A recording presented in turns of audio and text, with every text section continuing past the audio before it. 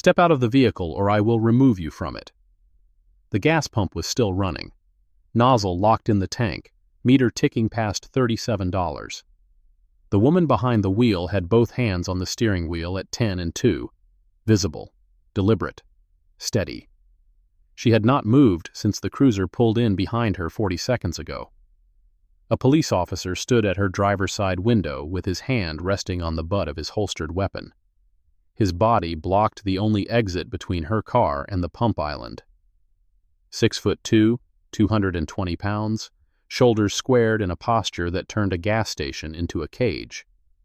He had not asked for identification, had not stated a reason for the stop, had not said his name, his badge number, or the agency he represented. He had walked from his cruiser to her door in 9 steps and opened with a command that presumed guilt before a single question was asked. The woman behind the wheel was the subject of an active FBI counterintelligence operation, and the officer blocking her door had just made himself evidence. He did not know this. He did not know that the woman he was ordering out of a rented Nissan Altima had spent 14 years building federal cases against people who believed badges made them untouchable. He did not know that the locked briefcase in her trunk contained classified documents bearing the seal of the United States Department of Justice. He did not know that every second of this encounter was being recorded by a dash cam synced to a secure federal server 400 miles away in Nashville. What he knew was this.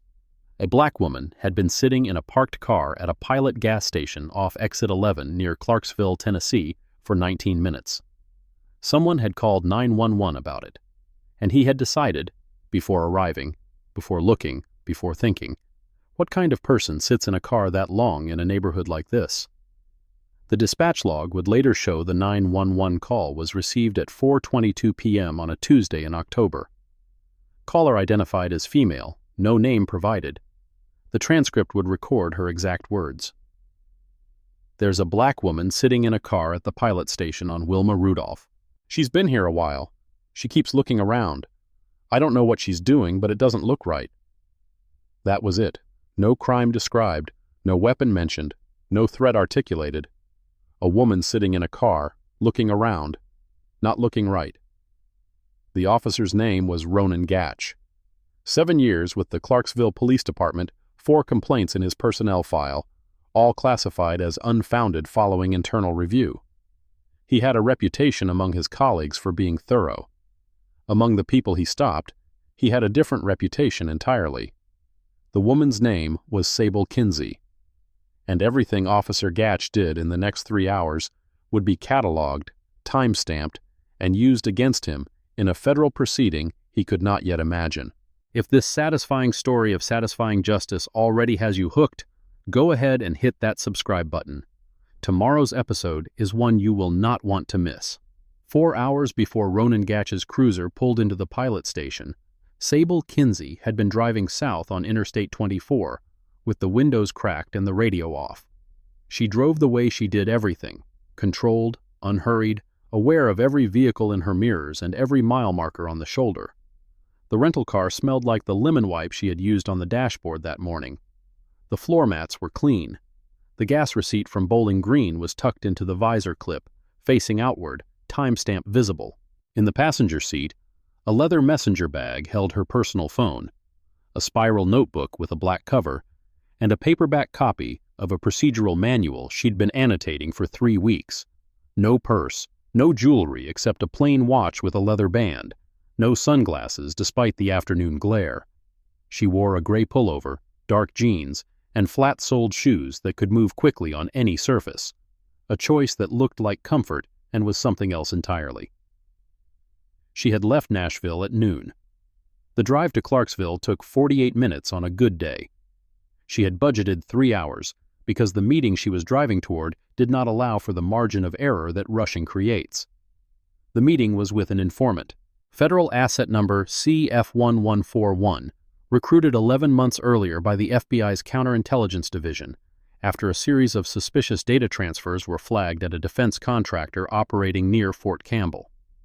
The informant had been providing documentation of classified material being funneled through a civilian employee at the base, routing paths, dead drops, encrypted communication logs, the kind of evidence that took years to assemble and seconds to destroy. Sable was the case agent. She had been running this investigation from the Nashville field office for 14 months, reporting directly to the special agent in charge. The case had no name yet, not officially. But internally, among the 4 people who knew it existed, they called it Ridgeline. The informant had requested an in-person meeting at a location off base. Neutral ground. No government buildings, no military installations, no locations that could trigger recognition. The pilot station off Exit 11 had been selected because it sat at the intersection of 2 commercial corridors, busy enough to provide cover, ordinary enough to avoid attention. Sable had arrived 19 minutes early. She had pulled into a pump island, started fueling, and then remained in the vehicle to review her notes. This was not unusual. This was not suspicious. This was a woman sitting in a car at a gas station, reading a notebook, waiting for a clock to reach a specific time. But someone had looked at her and seen something else. The 911 call had come in while Sable was reviewing a page of handwritten notes about communication frequencies used in the data transfers. She did not hear the call, did not know it had been made. The first indication that her afternoon had changed was the sound of tires on gravel and the appearance of a Clarksville PD cruiser in her rearview mirror, light bar dark but positioned at an angle that blocked her vehicle from reversing out of the pump island. She had noted the positioning immediately.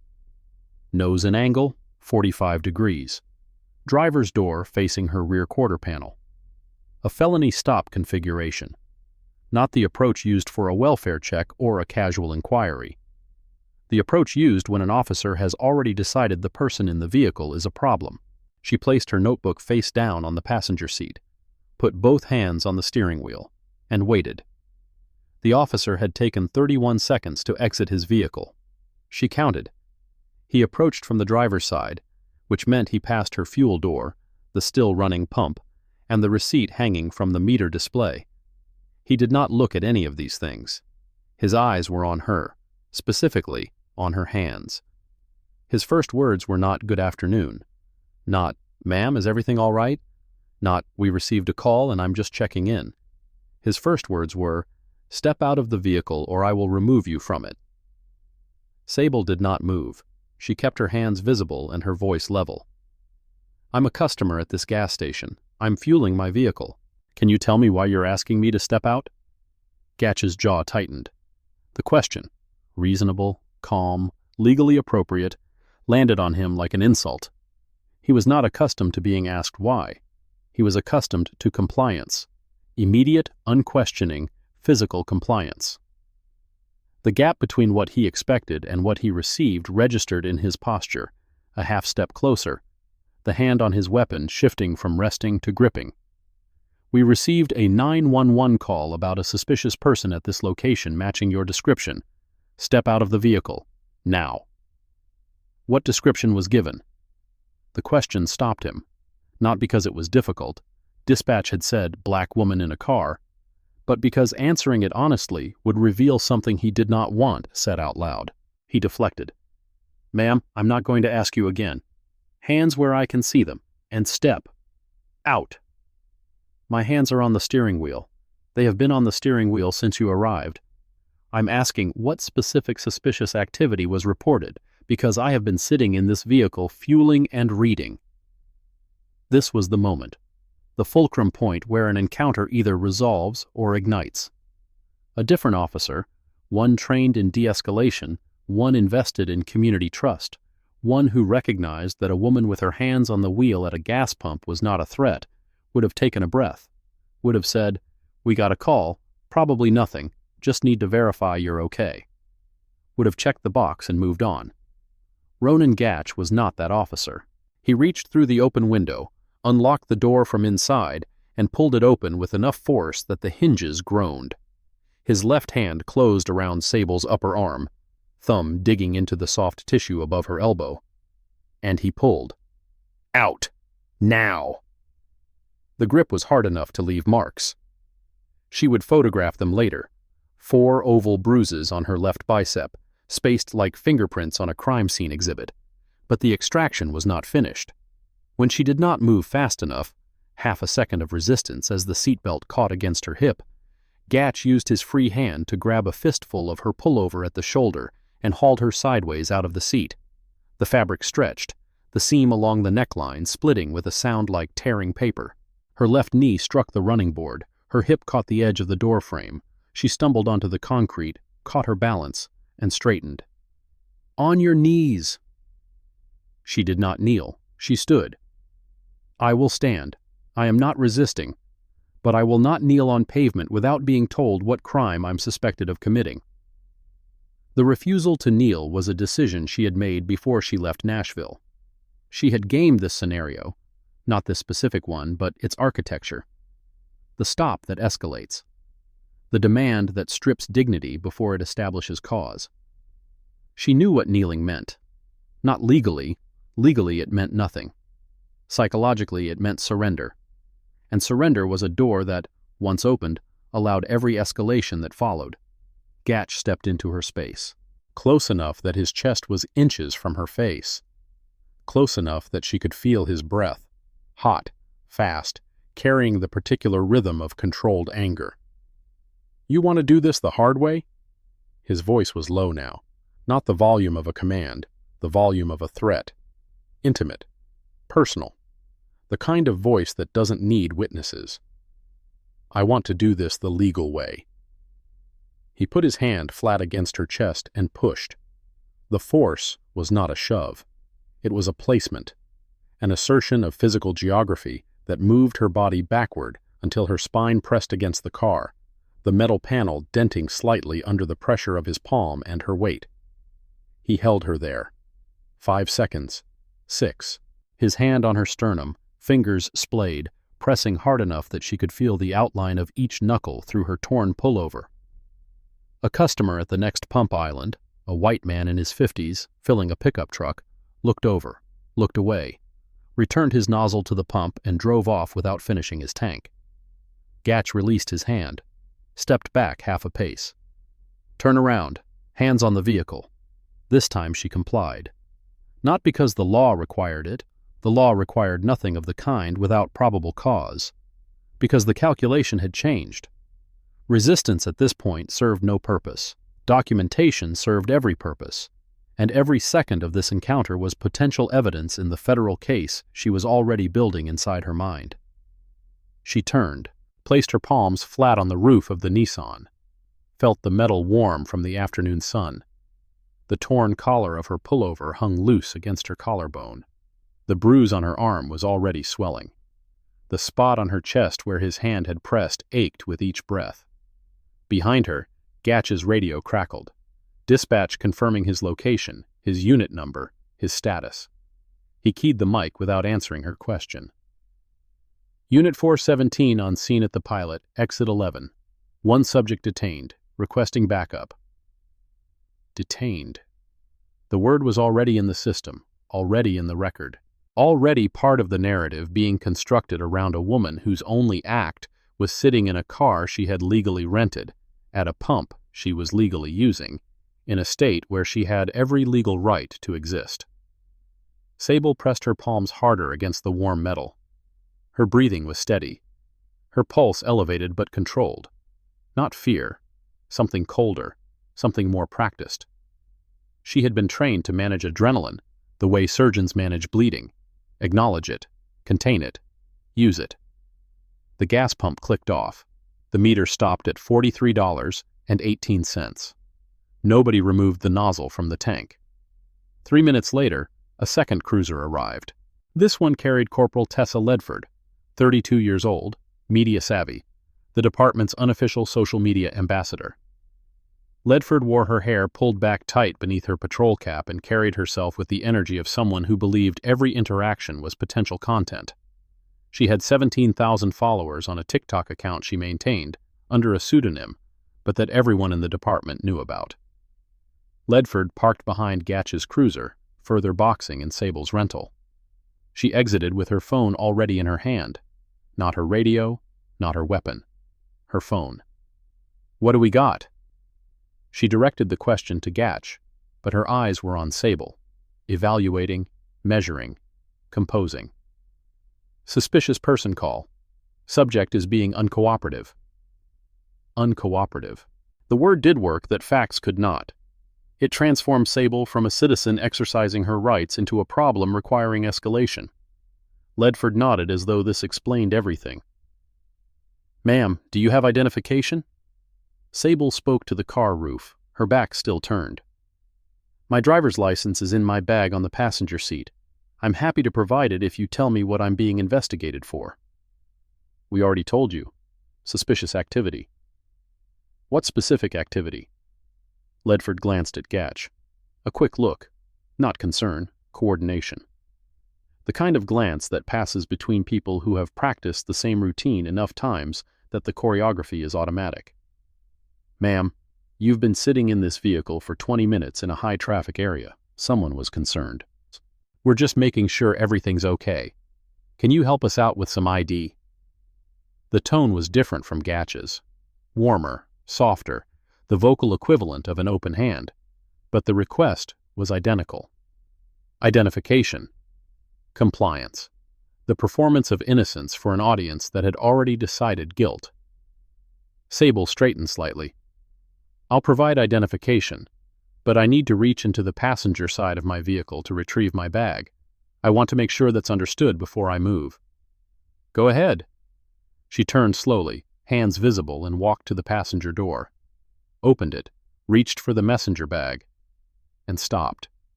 Gatch had moved. While Ledford was talking, he had repositioned himself between the open driver's door and the pump island, directly in the path between Sable and her trunk. The trunk where her briefcase sat. The briefcase containing her FBI credentials, her service weapon secured in a locked compartment, and 3 folders of classified documents related to Ridgeline. If they searched the vehicle, if they had any pretext to open that trunk, the operation was over. 14 months of surveillance, 11 months of informant development, 400 hours of signals analysis. The identity of a federal asset whose safety depended on invisibility. All of it exposed in a gas station parking lot because a stranger called 911 about a black woman sitting in a car. She retrieved the messenger bag, unzipped the front pocket, and produced her Tennessee driver's license. Handed it to Ledford. Ledford examined it with exaggerated attention. Turned it over. Held it up to the light. Read the address aloud. "Nashville. Long way from home. What brings you to Clarksville?" "I'm visiting the area." "Visiting who?" "I'm not required to answer that." Ledford's expression shifted, the warmth draining like water from a cracked glass. She handed the license to Gatch. "Run it." Gatch walked back to his cruiser with the license. Across the pump island, 30 feet from where Sable stood, a woman had been watching from the entrance of a nail salon that shared the gas station's parking lot. Jolene Albright, 47 years old, owner of Nails by Joe for 12 years, mother of 3, the kind of woman who noticed things because her business depended on reading people. She had seen Gatch's cruiser pull in, had seen the felony stop positioning, had seen a woman pulled from her vehicle by the shoulder of her shirt, pressed against the car with a hand on her chest. Jolene had taken out her phone at 4:31 p.m., 3 minutes after Gatch arrived. She recorded from behind the salon's glass door, the angle capturing the full pump island, Sable's car, both cruisers, the officers, and the gas nozzle still hanging from the tank. Her footage was continuous, unedited, with ambient audio that picked up Gatch's commands and Sable's measured responses through the parking lot acoustics. She did not approach, did not call out, did not interfere. She recorded. Silently, steadily, from a position that neither officer noticed because they were focused on the woman between them and not the world watching around them. Jolene's video would run for 43 minutes, from the initial extraction through the K9 sweep to the moment Sable was placed in the cruiser and driven away. It captured everything, including the minutes when Gatch's body cam was not recording, including the 4 seconds when his hand pressed flat against Sable's chest and held her against the car, including Ledford's phone angled at Sable's face, recording content for an audience that would never see Jolene's version. 2 videos of the same encounter, 2 narratives of the same facts, one manufactured for engagement, one preserved for evidence. Jolene would not post her video that night. She would save it to a cloud backup, text the link to her sister, a paralegal in Nashville, and wait. She was not sure whether the stop was justified, not sure whether the woman had done something wrong, but she was sure that a woman had been pulled from her car by her clothes and pressed against a vehicle with a palm on her chest, and that felt like something that should be preserved before anyone had the chance to rewrite it.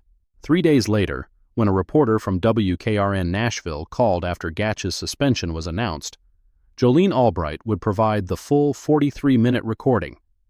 It would become Exhibit 2A in a federal civil rights proceeding, the unbroken footage that filled every gap Gatch's body cam had conveniently left empty. But that was later. Right now, Jolene stood behind glass and recorded and said nothing, because sometimes the most powerful thing a witness can do is be present, be silent, and preserve the truth before anyone has the chance to erase it. The moment Gatch was inside his cruiser, Ledford turned to Sable and raised her phone. Not to call anyone, to record. "Ma'am, I'm activating my personal recording device for transparency purposes. This interaction is being documented." Transparency. The word sounded like protection.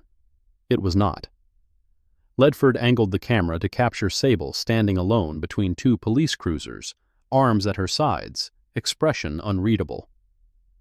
The framing was deliberate, wide enough to show the cruisers, tight enough to exclude the gas pump, the receipt, the nozzle still hanging from the tank. Context removed, narrative controlled. Sable watched the phone and said nothing. She had been recorded before. Surveillance footage, courtroom exhibits, deposition video. She understood the difference between documentation and performance. Ledford held the angle for 10 seconds, then lowered the phone and began typing. Sable could not see the screen, but she recognized the rhythm. Short bursts of text, a swipe, a tap, posting, in real time, while a woman stood detained without charges at a gas station in the late afternoon sun. "Smile," Ledford said. Not to Sable, to the phone. The word arrived with a small laugh, the casual cruelty of someone who found entertainment in authority. She raised the phone again. This time, closer. 4 feet from Sable's face. Recording video, not photos. The red dot pulsed on the screen. "Can you state your name for the record, ma'am?" Sable looked directly into the lens. "I've provided my identification to the officers on scene." "Right, but for our records, just a quick statement about why you're here. Help us clear this up." This was not documentation. This was content. Ledford was manufacturing a clip. A black woman at a gas station, flanked by police cruisers, asked to perform innocence for an audience that would never hear the context. The framing was perfect. Sable's torn pullover, the handcuff marks beginning to darken on her wrists, the 2 cruisers behind her like a backdrop designed to signify guilt. "I don't consent to being recorded on a personal device. This is a public space, ma'am. No consent required." The legal point was technically correct. The intent behind it was something else entirely. Ledford was not recording for transparency or evidence preservation. She was recording for engagement, for the particular algorithm that rewarded conflict, humiliation, and the visual spectacle of a black body surrounded by uniformed authority. Ledford lowered the phone after 30 seconds. Typed again. Swiped. The post went live before Sable was placed in the cruiser. 37 seconds of footage with a caption that read, "Gas station drama queen won't cooperate. Stay tuned." Within the hour, the video would have 1,100 views. By morning, it would have 9,000. Comments would accumulate like graffiti, some sympathetic, most not, all of them treating a woman's detention as spectacle rather than injustice. But the video also captured something Ledford had not intended. In the background, visible for 3 seconds between frames, the gas pump display was readable. Time, 4:38 p.m. The meter, $43. The nozzle, still in the tank. Small details. The kind of details that a federal forensic analyst would freeze, enhance, and use to establish a timeline that contradicted everything Gatch would later write in his incident report. Content has consequences.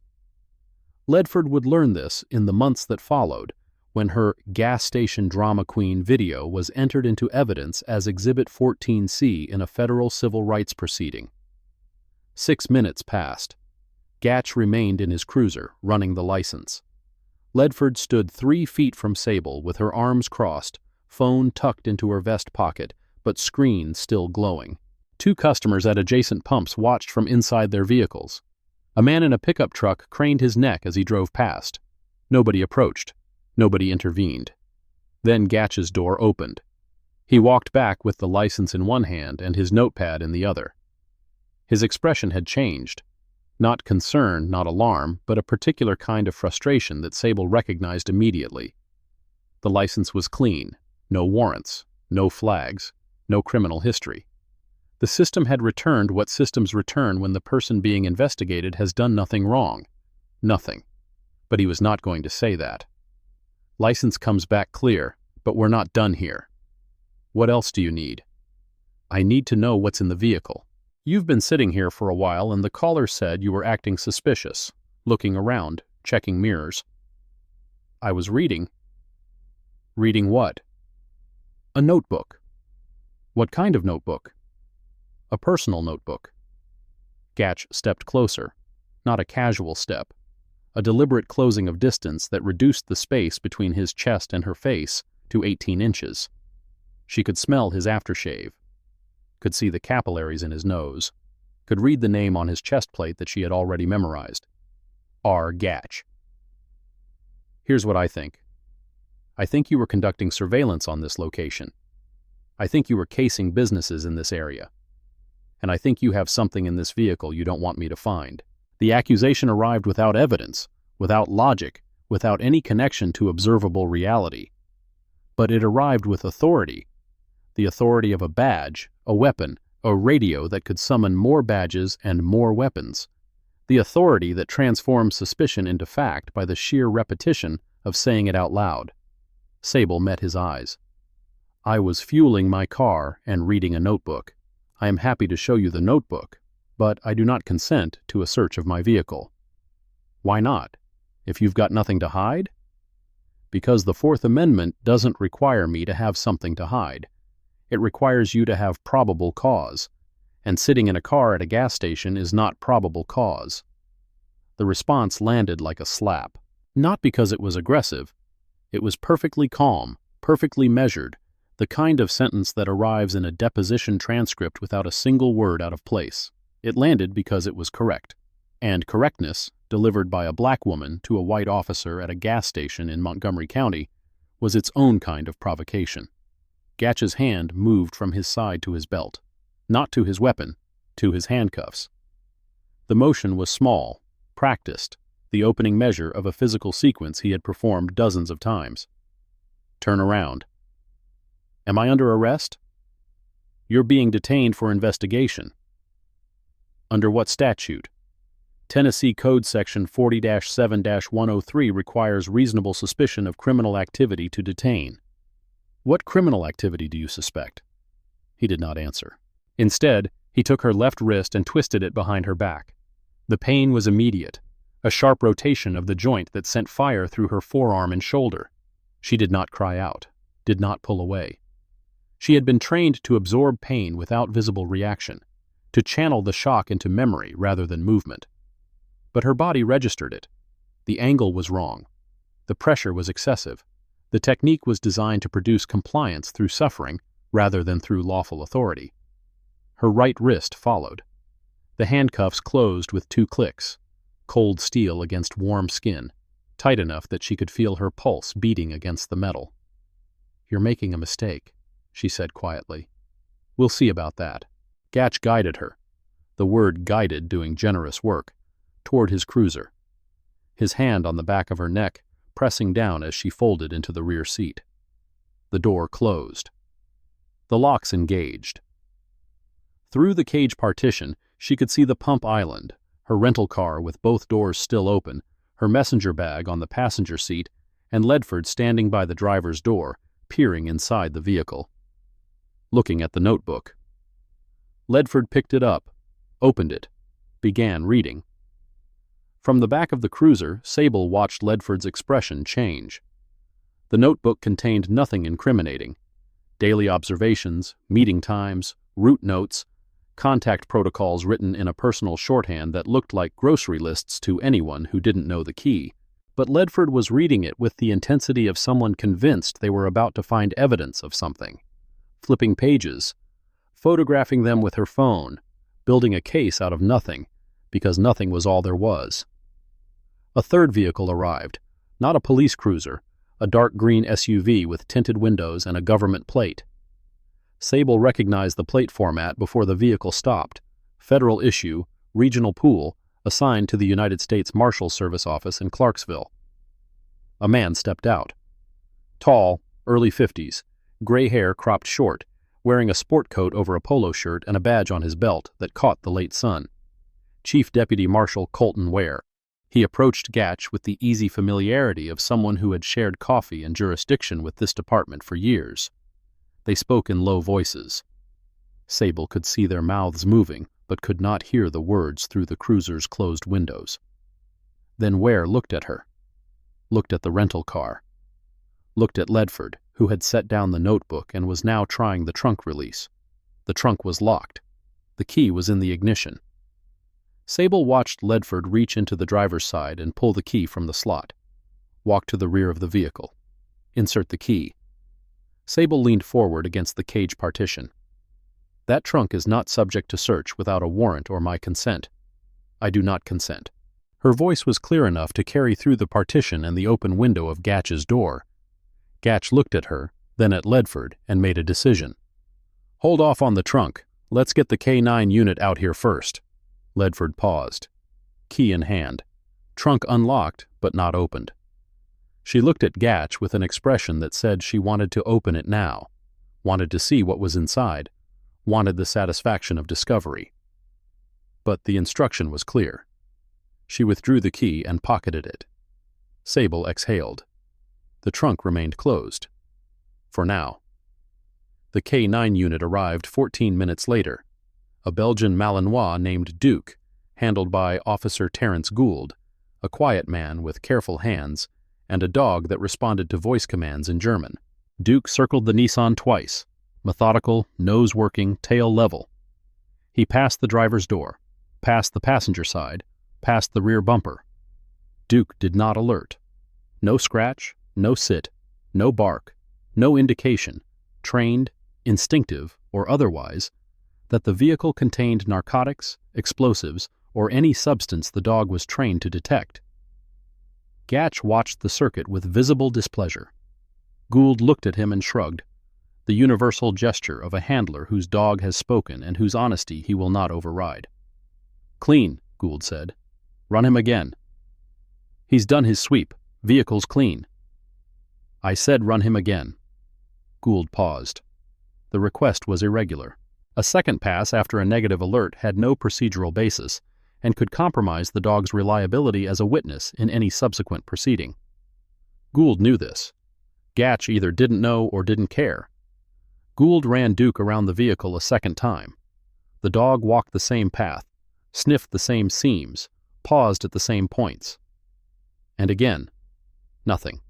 No alert, no indication, nothing. Clean, Gould repeated. He loaded Duke into the K9 vehicle and left without further comment. His report, filed that evening, would note both sweeps and both negative results.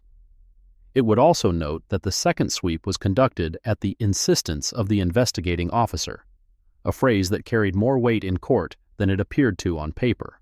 With the dog gone and the trunk still closed, Gatch found himself in a position he had not planned for: a detained woman, a clean vehicle, a clean license, and no probable cause for anything beyond the original 911 call, which itself described no crime. A smarter officer would have released her, would have uncuffed her, returned her license, apologized for the inconvenience, and driven away. The encounter would have ended as a footnote. one of thousands of stops that happen and unhappen across the country every day, leaving nothing behind but a vague bruise and a sharper awareness of who belongs where. Gatch was not going to release her. "We're taking her in." Ledford looked up from her phone.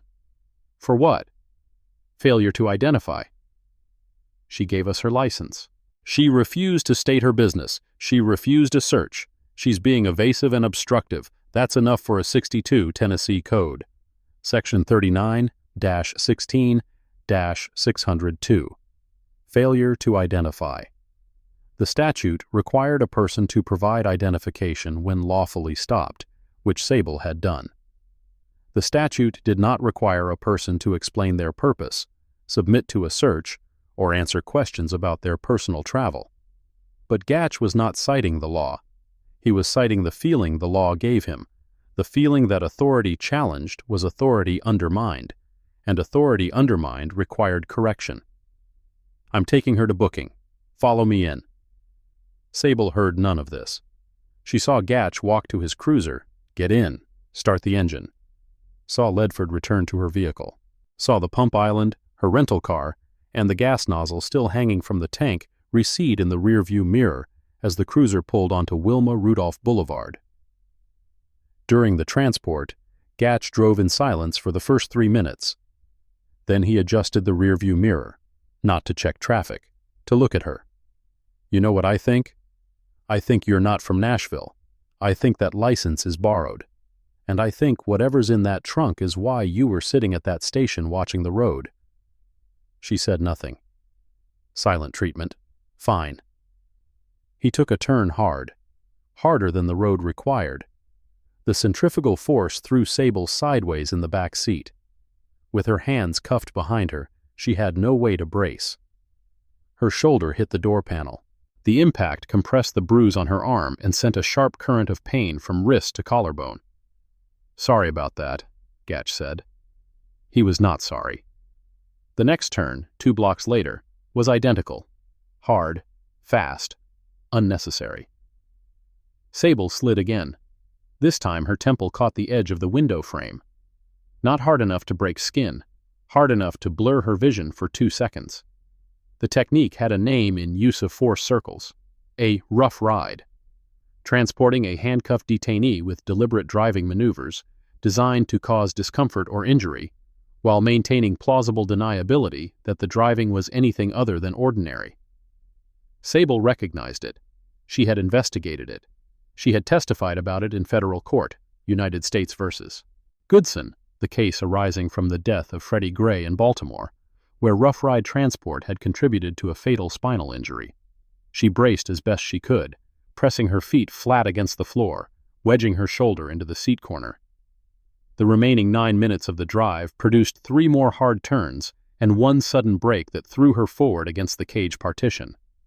By the time the cruiser parked at the station's rear entrance, the left side of her face was tender, her shoulder throbbed, and the handcuff edges had cut shallow grooves into the skin of both wrists. She was being transported to the Clarksville Police Department's Central Station on Public Square. She was handcuffed. She had not been read her rights, because she had not been formally arrested, only detained, a distinction that mattered in court and nowhere else. Her vehicle was being left at the gas station with the doors open and the key in Ledford's pocket. And her informant, Federal Asset CF1141, was due to arrive at the pilot station in 47 minutes, to a meeting that would not happen, to a dead drop that would go uncollected, to a window of operational safety that was closing with every mile Gatch's cruiser put between Sable and the parking lot where Ridgeline lived. She closed her eyes, counted breaths, assessed. The station was a 12-minute drive. Booking would take between 30 and 90 minutes, depending on staffing. She would be entitled to a phone call after processing, not immediately, not on demand, but eventually. That call would go to the Nashville field office, to the duty agent monitoring Ridgeline communications. And from that moment, the machinery of federal law enforcement would begin to turn. But 47 minutes. The informant had 47 minutes of safety left. After that, the window closed. After that, CF1141 would interpret the missed meeting as compromise. would assume the operation was blown, would destroy documentation, would disappear into the civilian infrastructure of a military community, and never surface again. 14 months of work, 11 months of trust building, 400 hours of signals intelligence. All of it balanced on the decision of one officer who had looked at a black woman sitting in a car and seen a threat that existed nowhere but inside his own assumptions. Sable opened her eyes, watched the road, and began composing in her mind the precise language of the complaint she would file, not as a citizen, but as a federal agent whose investigation had been compromised by the discriminatory actions of a local law enforcement officer. The complaint would cite 18 U.S.C. Section 242, deprivation of rights under color of law. It would reference the 911 call transcript, the body cam footage, assuming the body cam had been activated, the K9 sweep results, the handcuff marks on her wrists, and the transport to booking without probable cause. But that was later. That was the system working as it was designed to work, slowly, thoroughly, with the grinding patience of institutions that punish misconduct in months and years rather than minutes. Right now, in the back of a police cruiser, with her wrists bound and her operation disintegrating, Sable Kinsey had a more immediate problem: 44 minutes. The Clarksville Police Department's Central Station occupied a brick building on the corner of Public Square and 2nd Street. It had been renovated twice in the last decade: new HVAC, new booking facility, new interview rooms with cameras that recorded to a server in the basement. The lobby smelled like floor wax and burned coffee. A framed portrait of the chief hung on the wall beside a community policing banner that read, "Together we're stronger." Gatch walked Sable through the rear entrance, bypassing the lobby entirely. The corridor was narrow, fluorescent lit, lined with bulletin boards displaying wanted posters and departmental memos. He moved quickly, hand on her arm above the handcuffs, fingers pressing the same bruised tissue he had grabbed at the gas station. She cataloged the pressure, the direction, the duration, evidence accumulating like sediment in a stream bed. The booking area was a windowless room with a counter, a fingerprint scanner, and a camera mounted above the processing desk. A civilian clerk sat behind the counter, Mrs. Opal Henning, 61 years old, silver-haired, reading glasses on a chain around her neck. She had worked this desk for 9 years, processing arrests with the methodical attention of someone who understood that paperwork outlives everything. Gatch removed the handcuffs. Sable rubbed her wrists. The marks were visible, red welts tracing the outline of the metal against dark skin. The grooves from the transport had deepened, 2 of them bleeding slightly, the thin red lines vivid against the swollen tissue. Gatch noticed her examining the marks. His lip curled. "Maybe next time you'll think twice about making things difficult. I'd like these injuries documented in the booking record." "What injuries?" "You resisted. Resistance has consequences." "I did not resist. The body cam footage will confirm that." The mention of body cam footage produced a reaction, not on Gatch's face, which remained set in the hard expression of a man who believed he had done nothing wrong. The reaction was in his hands. A small movement, his right hand touching his chest where the body cam should have been mounted, touching the spot where the camera was, or wasn't. The gesture lasted less than a second, but Mrs. Henning saw it, and Sable saw it, and the holding cell camera, which recorded everything in the processing area with wide-angle indifference, captured it as Exhibit 7D in a timeline that no one in this room had started building yet. "Booking a failure to ID," Gatch said, sliding paperwork across the counter. Mrs. Henning looked at the paperwork, looked at Sable, then looked at Gatch. "She provided a Tennessee driver's license at the scene, according to your incident notes.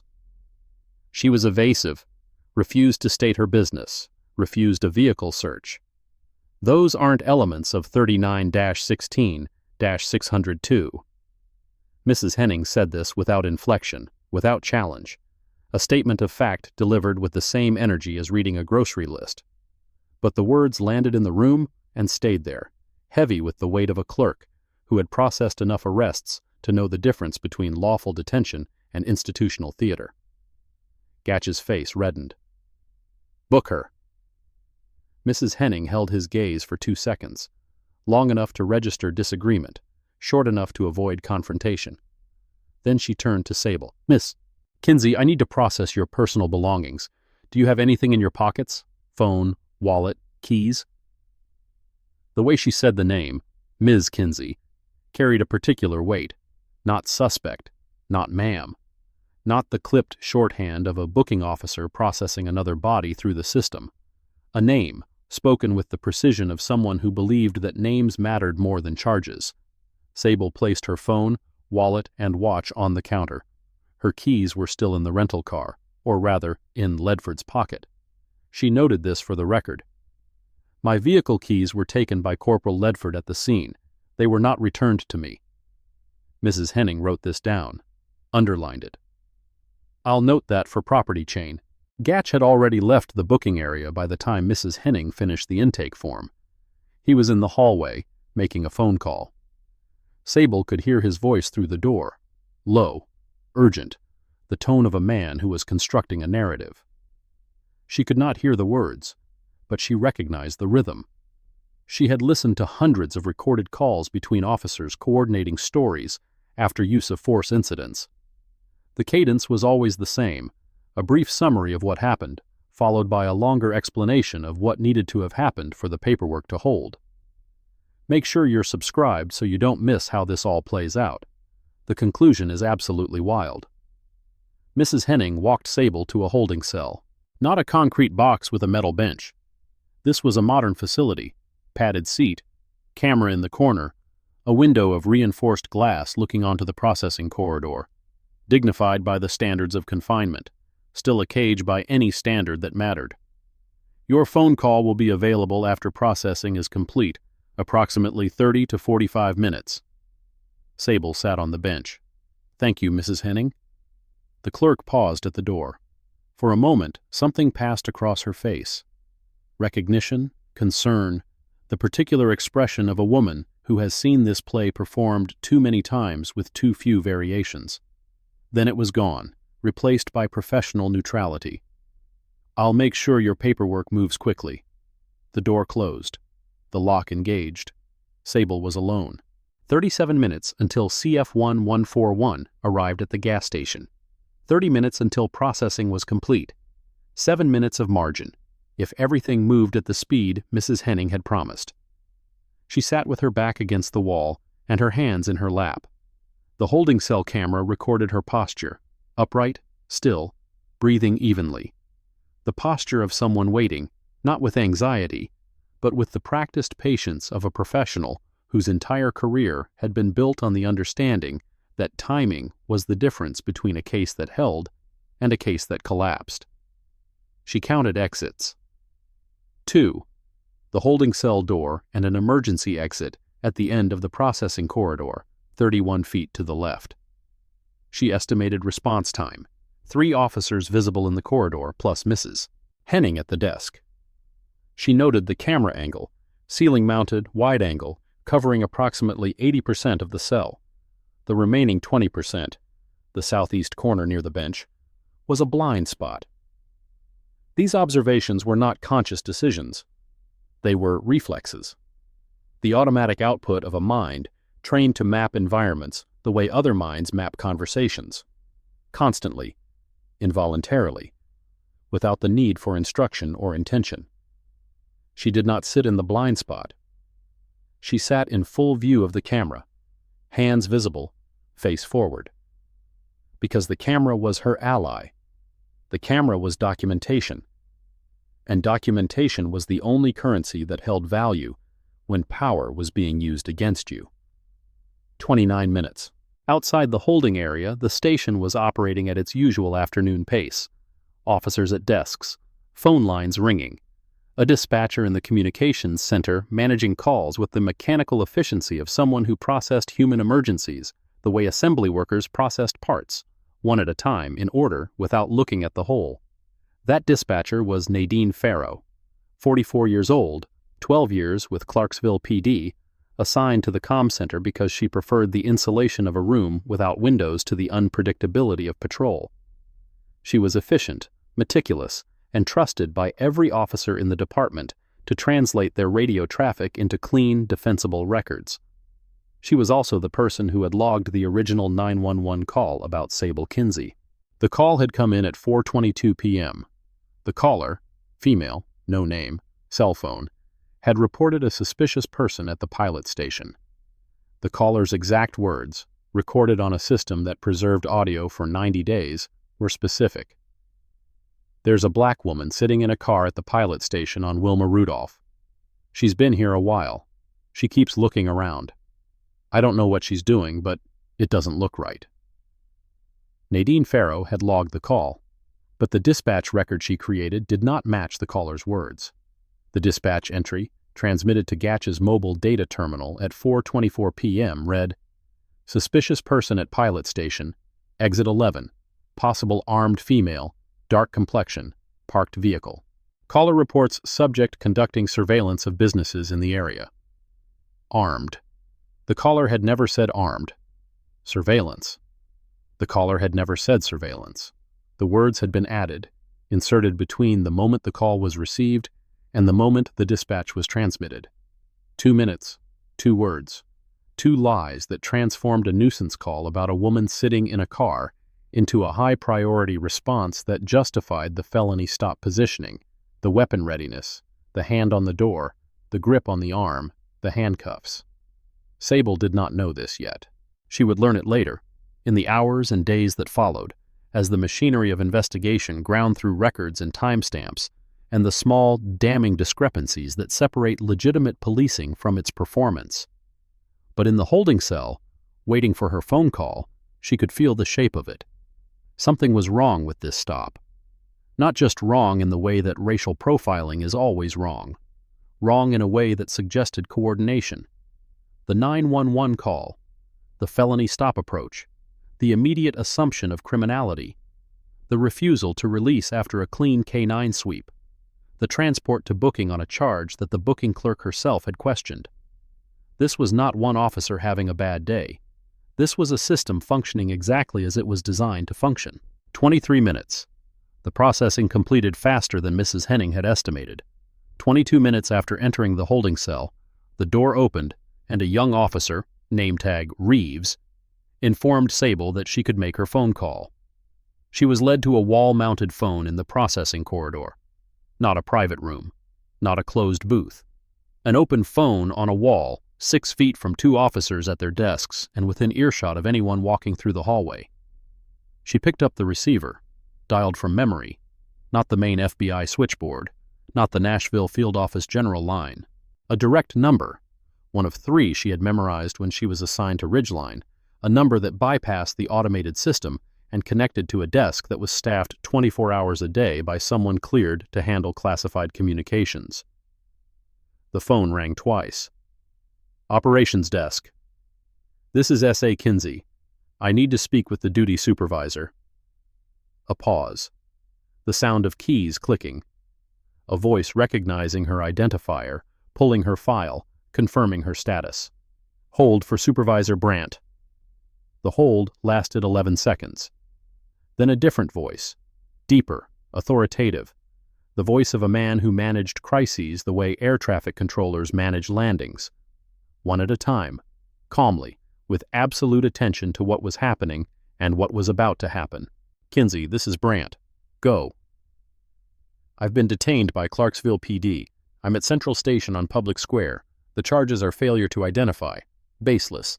My vehicle is at the pilot station, exit 11, with classified material in the trunk, and the window for CF1141 closes in." She glanced at the clock on the wall. 19 minutes. Silence. Not hesitation. Processing. Brandt was running scenarios the way she had. Multiple tracks, multiple outcomes, multiple failure points. "Are you safe?" "Currently, yes." "Is your cover intact?" "They don't know who I am, but they have my personal vehicle, the rental, and my notebook. The notebook is clean, but it's been photographed by an officer at the scene." "Your credentials?" "In the trunk, locked briefcase. They attempted a search, but I refused consent, and the K9 came back clean." "Good. I'm dispatching SAC Price from Nashville. ETA approximately 55 minutes. I'll also route a team to the pilot station for the vehicle. CF1141. We'll attempt contact through the secondary channel. No guarantees. Understood. Kinsey, do not identify yourself. Do not reveal anything about Ridgeline. If they attempt interrogation, invoke your right to counsel and say nothing else. We will get you out, but we need to do this by the book so nothing we've built gets compromised. Copy. She hung up. 19 minutes until the informant window closed. 55 minutes until SAC Price arrived. In the gap between those two numbers, Ridgeline was exposed, a federal operation without its case agent, an informant without a handler, classified documents in the trunk of a car parked at a gas station with the keys in a corporal's pocket. She walked back to the holding cell, sat down, resumed her position, upright, hands in lap, face toward the camera, and waited. The station moved around her like a machine unaware of its own malfunction. Officers processed reports. Phones rang. Dispatch, Nadine Farrow, transmitted calls with the same steady efficiency that had added the word armed to a transcript where it did not exist. At 4:58 p.m., Sergeant Palmer Birch arrived at the station. Birch was the shift supervisor, 16 years on the force, a reputation for procedural precision that masked a particular talent for making illegal actions look legal. He was the officer other officers called when they needed a stop justified, a report strengthened, a complaint deflected. His skills were administrative rather than physical. He did not grab arms or slam doors. He rewrote narratives. Birch reviewed Gatch's incident report in his office with the door closed. When he emerged 7 minutes later, he walked directly to the holding cell. The door opened. Birch stood in the frame, medium height, medium build, the kind of man who disappeared in crowds by design. He wore his uniform pressed and his expression blank. Ms. Kinsey, I'm Sergeant Birch. I've reviewed the circumstances of your detention and I have a few questions. I'm exercising my right to counsel. I will not answer questions without an attorney present. Birch nodded. He had expected this. The invocation was textbook, the kind of response that came from people who knew how the system worked. He filed it away. That's your right. I do want to let you know that we're considering additional charges related to your refusal to cooperate with the investigation. Obstruction under Tennessee, Code Section 39-16-602, subsection B, and potential interference with an officer under 39-16-301. He was citing statutes the way a locksmith cites tools, precisely, selectively, with full knowledge that the application was more important than the text. Section 39-16-301, interference with an officer, required physical obstruction or the threat of physical force. Sable had done neither, but the citation itself served a purpose. It communicated to the woman in the cell that the machinery of law could be pointed in any direction, and right now it was pointed at her. Sable said nothing. She looked at Birch with the steady gaze of a woman who had sat across from men citing statutes in bad faith so many times that the tactic had lost its electricity. Birch held the silence for 4 seconds. Then he stepped back. Your attorney can contact us when available. In the meantime, you'll remain in custody pending the completion of our investigation. The door closed. The lock engaged. Again. Sable looked at the clock visible through the reinforced glass. 5:11 p.m. The informant window had closed 8 minutes ago. CF1141 had arrived at an empty parking lot, or had not arrived at all, having detected something wrong through the operational instincts that kept informants alive. Either way, the meeting was gone. The dead drop was compromised, and 14 months of federal investigation had been dealt a wound that might or might not be survivable. She breathed, counted, assessed. SAC Vernon Price was 44 minutes away.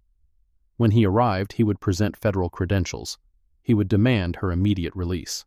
He would invoke the Supremacy Clause, federal law enforcement authority, and the chain of command that placed FBI operations above local police jurisdiction in matters of national security. Gatch, Ledford, Birch, all of them would discover that the woman they had detained, cuffed, photographed, and locked in a cell had the authority to investigate, charge, and prosecute every action they had taken in the last 2 hours. But that was 44 minutes from now. And in those 44 minutes, other things would happen. At 5:17 p.m., Colton Ware, the chief deputy marshal who had appeared at the gas station, walked into the central station and asked to see the detainee. Ware had been briefed by Gatch at the scene. He had seen the locked trunk. He had watched the K9 sweep come back clean, and he had not left. He had, instead, made his own phone call to a contact at Fort Campbell whose name would not appear in any report filed that day, but whose influence would surface later, in depositions, in subpoenas, in the careful reconstruction of a conspiracy that stretched from a gas station pump to a military installation 7 miles north. Ware's interest in Sable Kinsey was not racial, not personal, not procedural. His interest was specific. A woman with a locked briefcase in her trunk, parked near a military base, refusing to explain her business. In Ware's experience, there were only a few reasons someone behaved this way, and all of them were reasons that a chief deputy marshal should investigate. He did not stay in the corridor. He entered the holding cell. The door opened without warning. Ware stepped inside, filling the frame the way tall men fill doorways, not by width, but by the vertical authority of someone who has spent decades walking through doors that other people are told to wait behind. He pulled the bench opposite Sable, a metal seat bolted to the floor, and sat down. Unhurried. The door remained open behind him. Through the gap, Sable could see Birch standing in the corridor, watching, witness and audience at once. "My name is Colton Ware, Chief Deputy, United States Marshals Service, Clarksville office." He did not show credentials, did not need to. The statement itself was credential enough in this building. "I'm going to ask you some questions, and I'd appreciate direct answers." Sable held his gaze. "I've invoked my right to counsel." "This isn't an interrogation. This is a conversation. In a holding cell, after I've been detained without charges, while I'm handcuff marked and waiting for an attorney." She held up her wrists. The abrasions were visible, raw, reddened, beginning to scab at the edges. "This is the definition of custodial interrogation, Chief Deputy, and I've invoked." Ware leaned forward, his elbows on his knees, his hands clasped, the posture of a man who was used to getting answers by making silence uncomfortable. "Let me explain what I'm seeing, and you can decide whether a conversation is in your interest." His voice was measured, almost gentle. The kindness was architectural, built to create the illusion of alliance.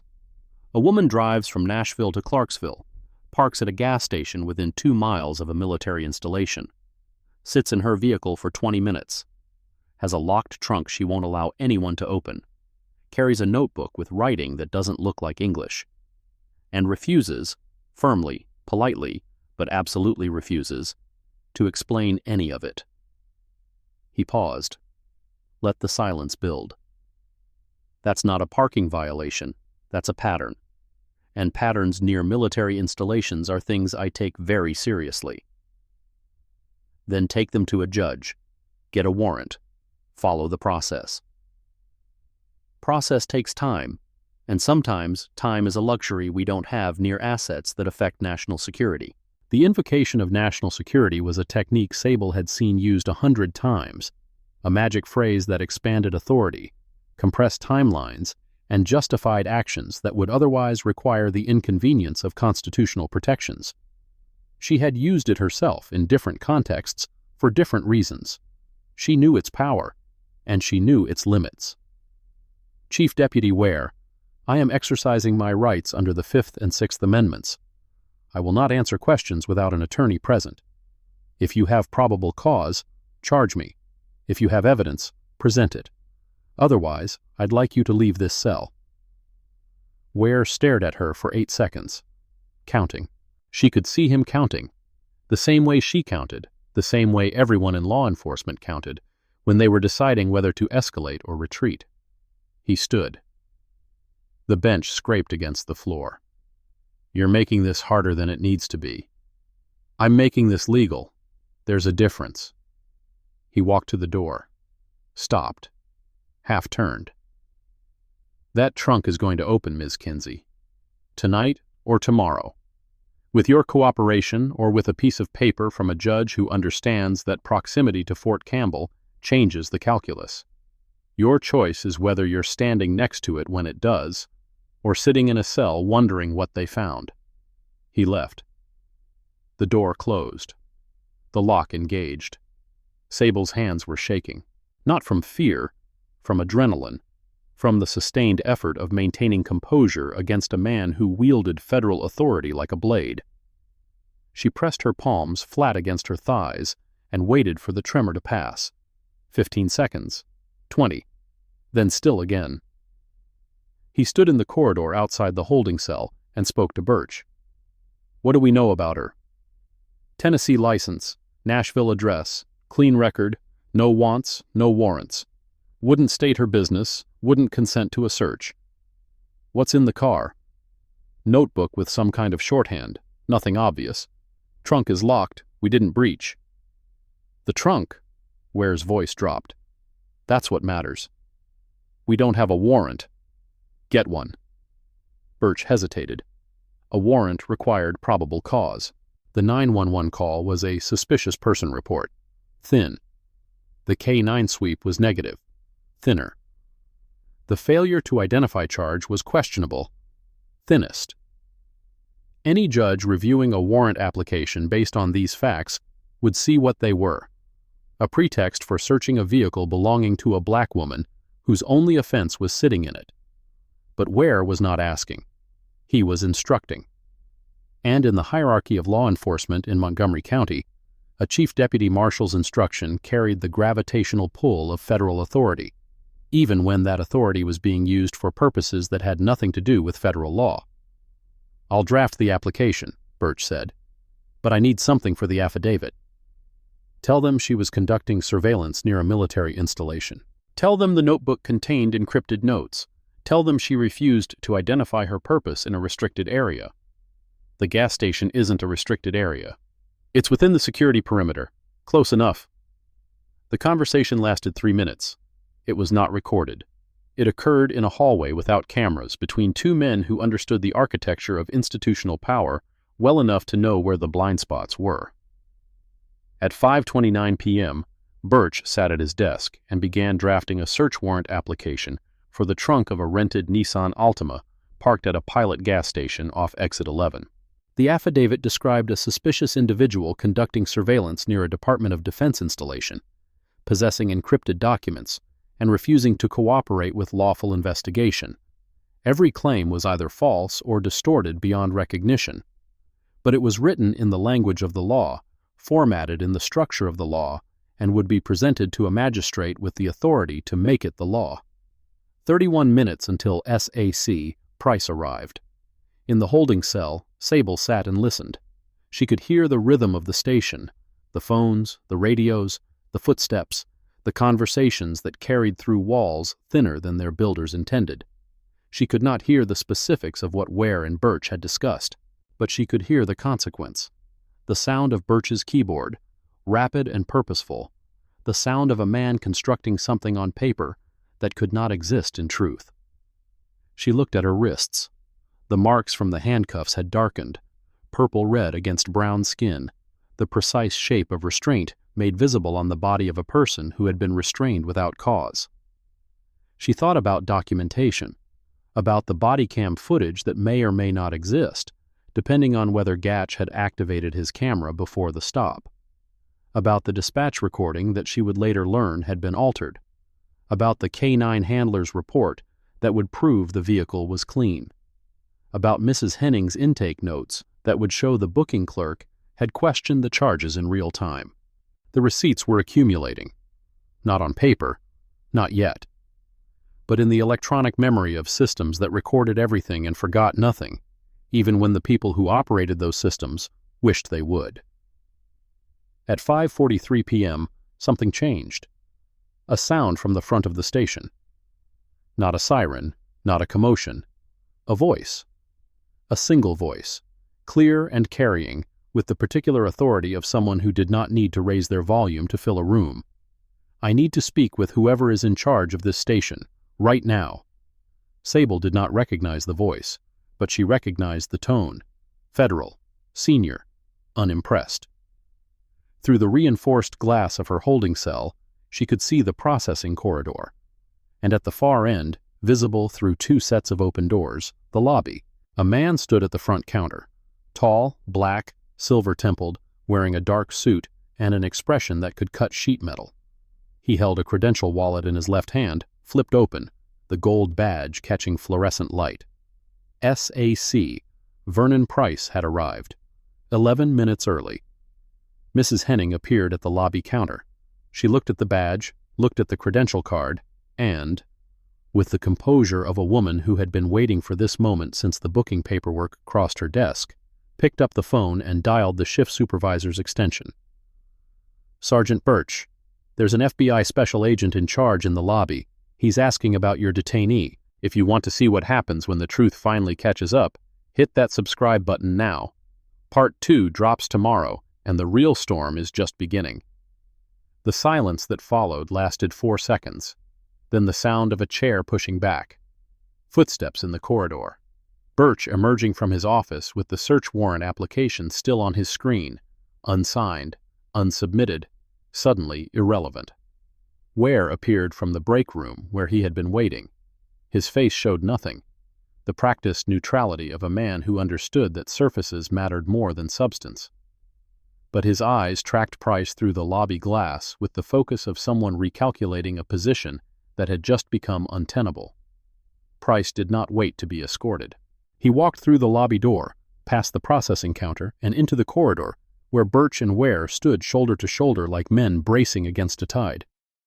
"Special Agent in Charge Vernon Price, FBI Nashville Division." He did not extend his hand. "You are holding one of my people. I need to see her. Now." Birch's mouth opened, then closed. The words he had prepared, the procedural language, the jurisdictional boundaries, the careful architecture of delay, dissolved in the presence of 3 letters that outranked every statute he had cited in the last 2 hours. "She's in holding. I can take you." "You can show me where holding is. I'll take myself." Price followed Birch down the corridor. Ware fell in behind, not leading, not beside, trailing. The geometry of authority had reversed in the space of a sentence, and everyone in the building could feel it. The holding cell door opened. Price stepped inside. Sable stood, not in relief, not in gratitude, but in the way a subordinate stands when a senior officer enters a space. Shoulders back, chin level, eyes forward. SAC Price. "Agent Kinsey." He looked at her wrists. The bruises were clearly visible under the fluorescent light. His expression did not change, but something tightened in his jaw, a micro-movement that spoke volumes to anyone trained to read faces under pressure. He turned to Birch, who stood in the doorway. "Release her, immediately. All charges dropped. Her personal effects returned in full. And I need the following within the hour: a complete copy of Officer Gatch's incident report, all body cam footage from every officer on scene, the original 911 audio recording, the dispatch log, and the K-9 handler's report." Birch's eyes moved to Ware, looking for support, looking for someone to push back against the federal tide that had just washed through his station. Ware said nothing. His hands were in his pockets. His badge was no longer visible, tucked inside his jacket, hidden as though proximity to its authority had become uncomfortable. "Sergeant," Price continued, "I want to be very clear about what is happening. You detained a federal agent without cause. You transported her without probable cause. You confined her without charges that survive basic legal scrutiny. And somewhere in this building, someone is drafting a warrant application based on information that I suspect will not match the original 911 call." He let that land. The warrant application, he knew. Not because anyone had told him, because the pattern was obvious to someone who had spent 23 years investigating officers who believed they were smarter than the system they served.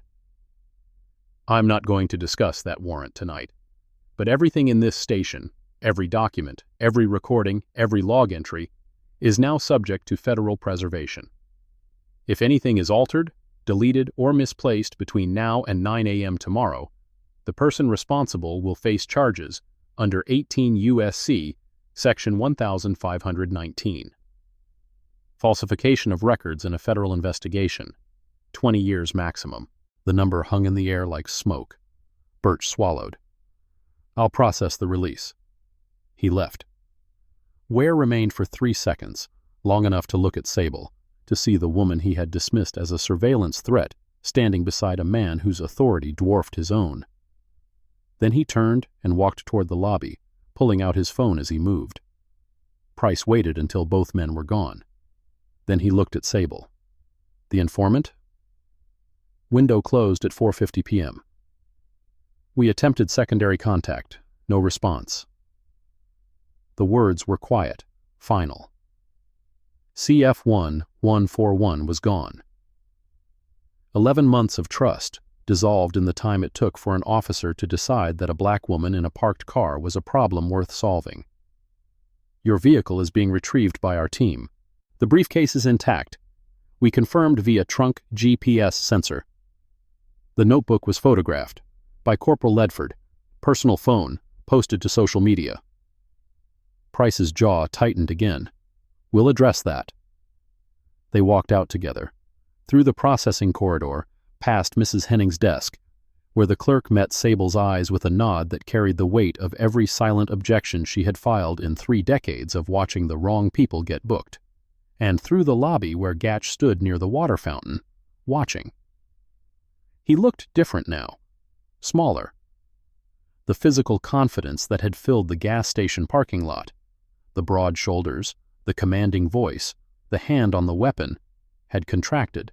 He stood with his arms at his sides and his eyes moving between Price's badge and Sable's face, performing the calculation that every officer performs when the person they mistreated turns out to be someone the system values more than it values them.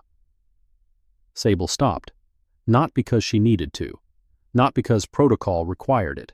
She stopped because she wanted to look at him, wanted to see his face when recognition arrived, wanted to witness the exact moment when Ronan Gatch understood that the woman he had grabbed, cuffed, and locked in a cell was the federal agent who would now investigate every stop he had made, every report he had filed, every complaint that had been ruled unfounded in a department that had never held him accountable for anything. She did not speak, did not need to. The badge on Price's belt and the bruises on her wrists said everything that words could not. Gatch's throat moved. A swallow. The Adam's apple bobbing once, hard, like a man forcing something down that wanted to come up. His eyes dropped to her wrists, the abrasions, the welts, the shallow cuts from the handcuff edges that had widened during the rough ride. He had put those marks there, with his hands, on a federal agent. In that moment, the scope of his mistake became visible on his face the way weather becomes visible on a horizon, slowly, then all at once. Not the legal consequences, not the career implications, something more primitive, the recognition that he had chosen the wrong person to be cruel to, and that the cruelty had been documented by the very systems he trusted to protect him. Ledford stood 4 feet behind Gatch, phone in her pocket, social media account still bearing the video she had posted 2 hours earlier. The video with the caption. The video with Sable's face, Sable's torn pullover, Sable's handcuffed wrists. A video that would be screenshot preserved by the FBI's digital forensics team before Ledford could delete it, which she would attempt at 6:47 p.m., 14 minutes too late. Then Sable walked out, through the front door, into the October evening. The air was cool, the parking lot lit by sodium lamps that turned everything amber and gold. An FBI sedan waited at the curb, dark blue, government plates, engine running. Sable got in. The door closed. The car pulled away from the station that had held her for 1 hour and 43 minutes on charges that would not survive the morning. Behind her, the Clarksville Police Department sat in the fading light, a brick building on a quiet street in a small city near a military base, staffed by men and women who had processed the afternoon like any other afternoon. except that this afternoon had generated enough evidence to trigger a federal civil rights investigation, a formal complaint to the Department of Justice, and a series of administrative proceedings that would reshape careers, destroy reputations, and expose a pattern of conduct that the department had spent years pretending did not exist. And in the comm center, Nadine Farrow sat at her console and stared at the dispatch log she had altered 2 hours earlier. The word armed glowed on her screen, 6 letters that she had added to a transcript where they did not belong. 6 letters that had justified everything that followed. 6 letters that now existed simultaneously in 2 places: the altered dispatch record and the original 911 audio recording that the FBI had just demanded. When those 2 records were compared, and they would be compared, thoroughly, forensically, with the attention to detail that federal investigators bring to cases where the evidence was supposed to disappear, the discrepancy would be impossible to explain. 6 letters, 20 years maximum. The evening settled over Clarksville like a verdict that had not yet been read. And somewhere on I-24 North, driving back toward Nashville in the passenger seat of a federal sedan, Sable Kinsey opened her notebook to a blank page and began to write. Not case notes, not operational summaries, not the language of investigations and indictments. She wrote the names. Every officer, every badge number, every timestamp, every word that had been spoken to her and about her and around her during 1 hour and 43 minutes of captivity that had cost her an informant 14 months of progress, and the 4 small bruises on her left arm that were already turning the particular shade of purple that meant something had broken beneath the skin. The sedan's headlights cut through the October dark. The road unspooled ahead. Behind them, the lights of Clarksville glowed against the horizon, ordinary, unremarkable, the kind of town that processed its cruelties quietly and moved on. But this time, someone was writing them down. And this time, the person writing had a badge of her own. The Nashville field office occupied the 7th floor of a federal building on Broadway that smelled like old carpet and new technology. At 7:14 a.m. on Wednesday, 14 hours after SAC, Vernon Price walked into the Clarksville Police Department and walked out with his agent. Sable Kinsey sat in a conference room with a bruised arm, bandaged wrists, and 3 photographs spread across the table in front of her. The photographs had been taken by a bureau physician at 6:45 a.m. Clinical lighting, white background, the cold precision of medical documentation. The first showed her left bicep, 4 oval bruises arranged in the pattern of a hand grip, the deepest one measuring 3 centimeters across, already darkening from red to a violet that would deepen over the next 48 hours. The second showed both wrists, ligature pattern abrasions from the handcuffs, 2 shallow lacerations where the metal had cut during the transport, dried blood visible in the creases of her skin. The third showed her left temple, a discoloration the size of a quarter where her head had struck the window frame during one of Gatch's turns. These photographs would be entered into evidence as Exhibits 3A through 3C. They would be shown to a federal magistrate. They would appear in a complaint filed with the Department of Justice Civil Rights Division. And eventually, months from now, they would be projected on a screen in a hearing room where the officers responsible would be asked to explain how a woman sitting in a car at a gas station had ended up looking like this. But that was months away. Right now, the photographs sat on a table in Nashville, and the woman in them sat across from SAC Price and 2 assistant federal investigators who had been pulled from other assignments because what had happened in Clarksville was no longer a personnel complaint.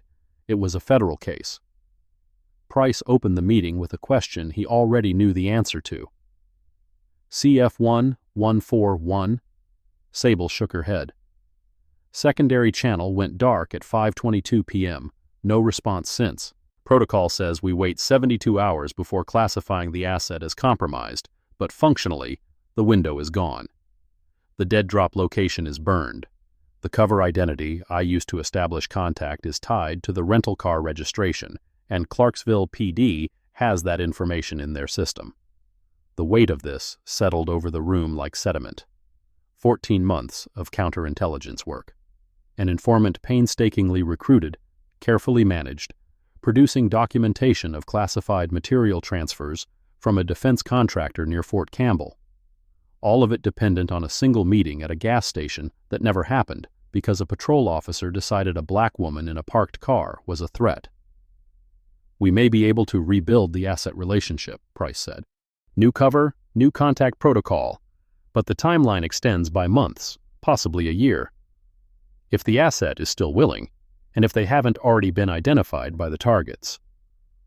Neither of them said what both of them knew, that an informant who goes dark after a missed meeting often goes dark permanently, not always by choice. Price moved on. "Let's talk about what we have, the evidence from yesterday." What they had was substantial and growing. At 9:07 a.m., the FBI's Nashville field office served a federal preservation order on the Clarksville Police Department. The order, signed by a federal magistrate at 8:41 a.m., based on an affidavit prepared by Price's office overnight, required the immediate preservation of all records, recordings, communications, and digital files related to the detention of Sable Kinsey. The order specifically named body cam footage, dispatch recordings, 911 call audio, incident reports, booking records, and, in a line that would cause particular distress when it was read aloud to the shift supervisor, all personal electronic device content created by department personnel during or related to the incident. The order arrived via 2 FBI agents in suits who parked at the front entrance of the station and walked in carrying manila envelopes and the quiet authority of people who did not need to raise their voices. One of them, Special Agent Denise Yoon, a 15-year veteran of the Bureau's civil rights investigations, handed the envelope to the duty sergeant and waited while he read it. "I'll need to call our chief," the duty sergeant said. "You can call whoever you'd like. The order is effective immediately. Nothing gets deleted, moved, or modified. Are we clear?" They were clear. The first piece of evidence retrieved was the 911 audio recording. The Clarksville PD Communications Center maintained digital recordings of all incoming calls for 90 days. The system was automatic, tamper-evident, and backed up to a server that the department's IT administrator managed from a closet-sized room in the station's basement. The audio files carried metadata, timestamp, caller number, duration, dispatcher ID, and a hash value that changed if the file was altered. At 10:23 a.m., Agent Yoon sat in a conference room at the Clarksville station and played the original 911 call. The audio was clear. A woman's voice, nervous but not panicked, speaking to a dispatcher. "There's a black woman sitting in a car at the pilot station on Wilma Rudolph. She's been here a while. She keeps looking around. I don't know what she's doing, but it doesn't look right." That was the call. 23 words. No mention of a weapon. No mention of surveillance. No mention of anything beyond a woman sitting in a car and looking around. Then Yoon opened the dispatch record, the computer-aided dispatch entry that Nadine Farrow had transmitted to Gatch's mobile data terminal at 4:24 p.m. Suspicious person at pilot station, exit 11. Possible armed female, dark complexion, parked vehicle. Caller reports subject conducting surveillance of businesses in the area. Yoon played the audio again, paused it, read the dispatch entry again. The silence in the room had the particular quality of air before a storm, compressed, electric, waiting for discharge.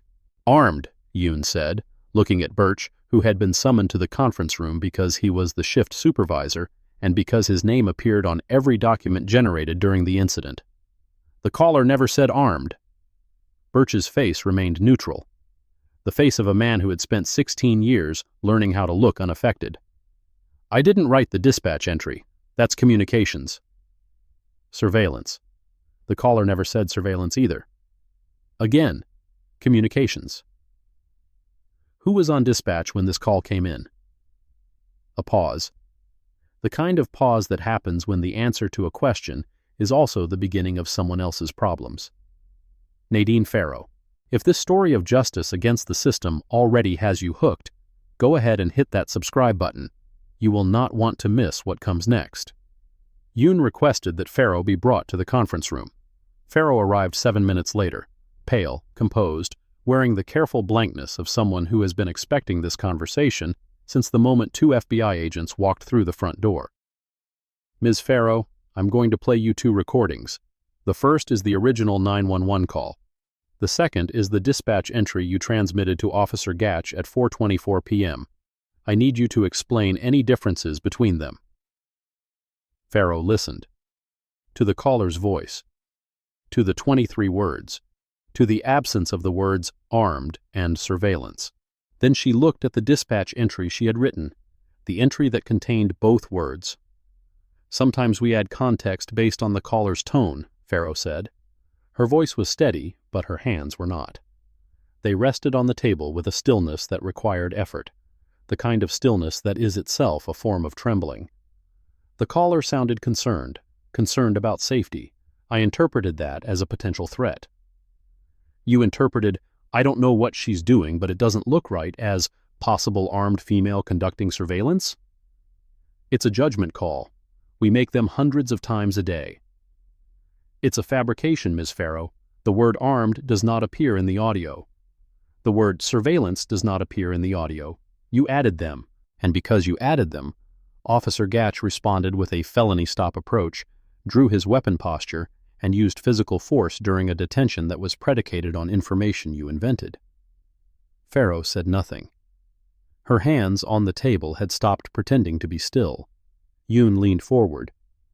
"I need to advise you that falsifying a dispatch record to create probable cause for a detention constitutes a potential violation of 18 U.S.C. Section 242, deprivation of rights under color of law, and 18 U.S.C. Section 1519, falsification of records in connection with a federal matter. Both carry substantial prison time. I'm offering you the opportunity to consult with an attorney before we continue." The word attorney broke something in Farrow's composure. Not visibly.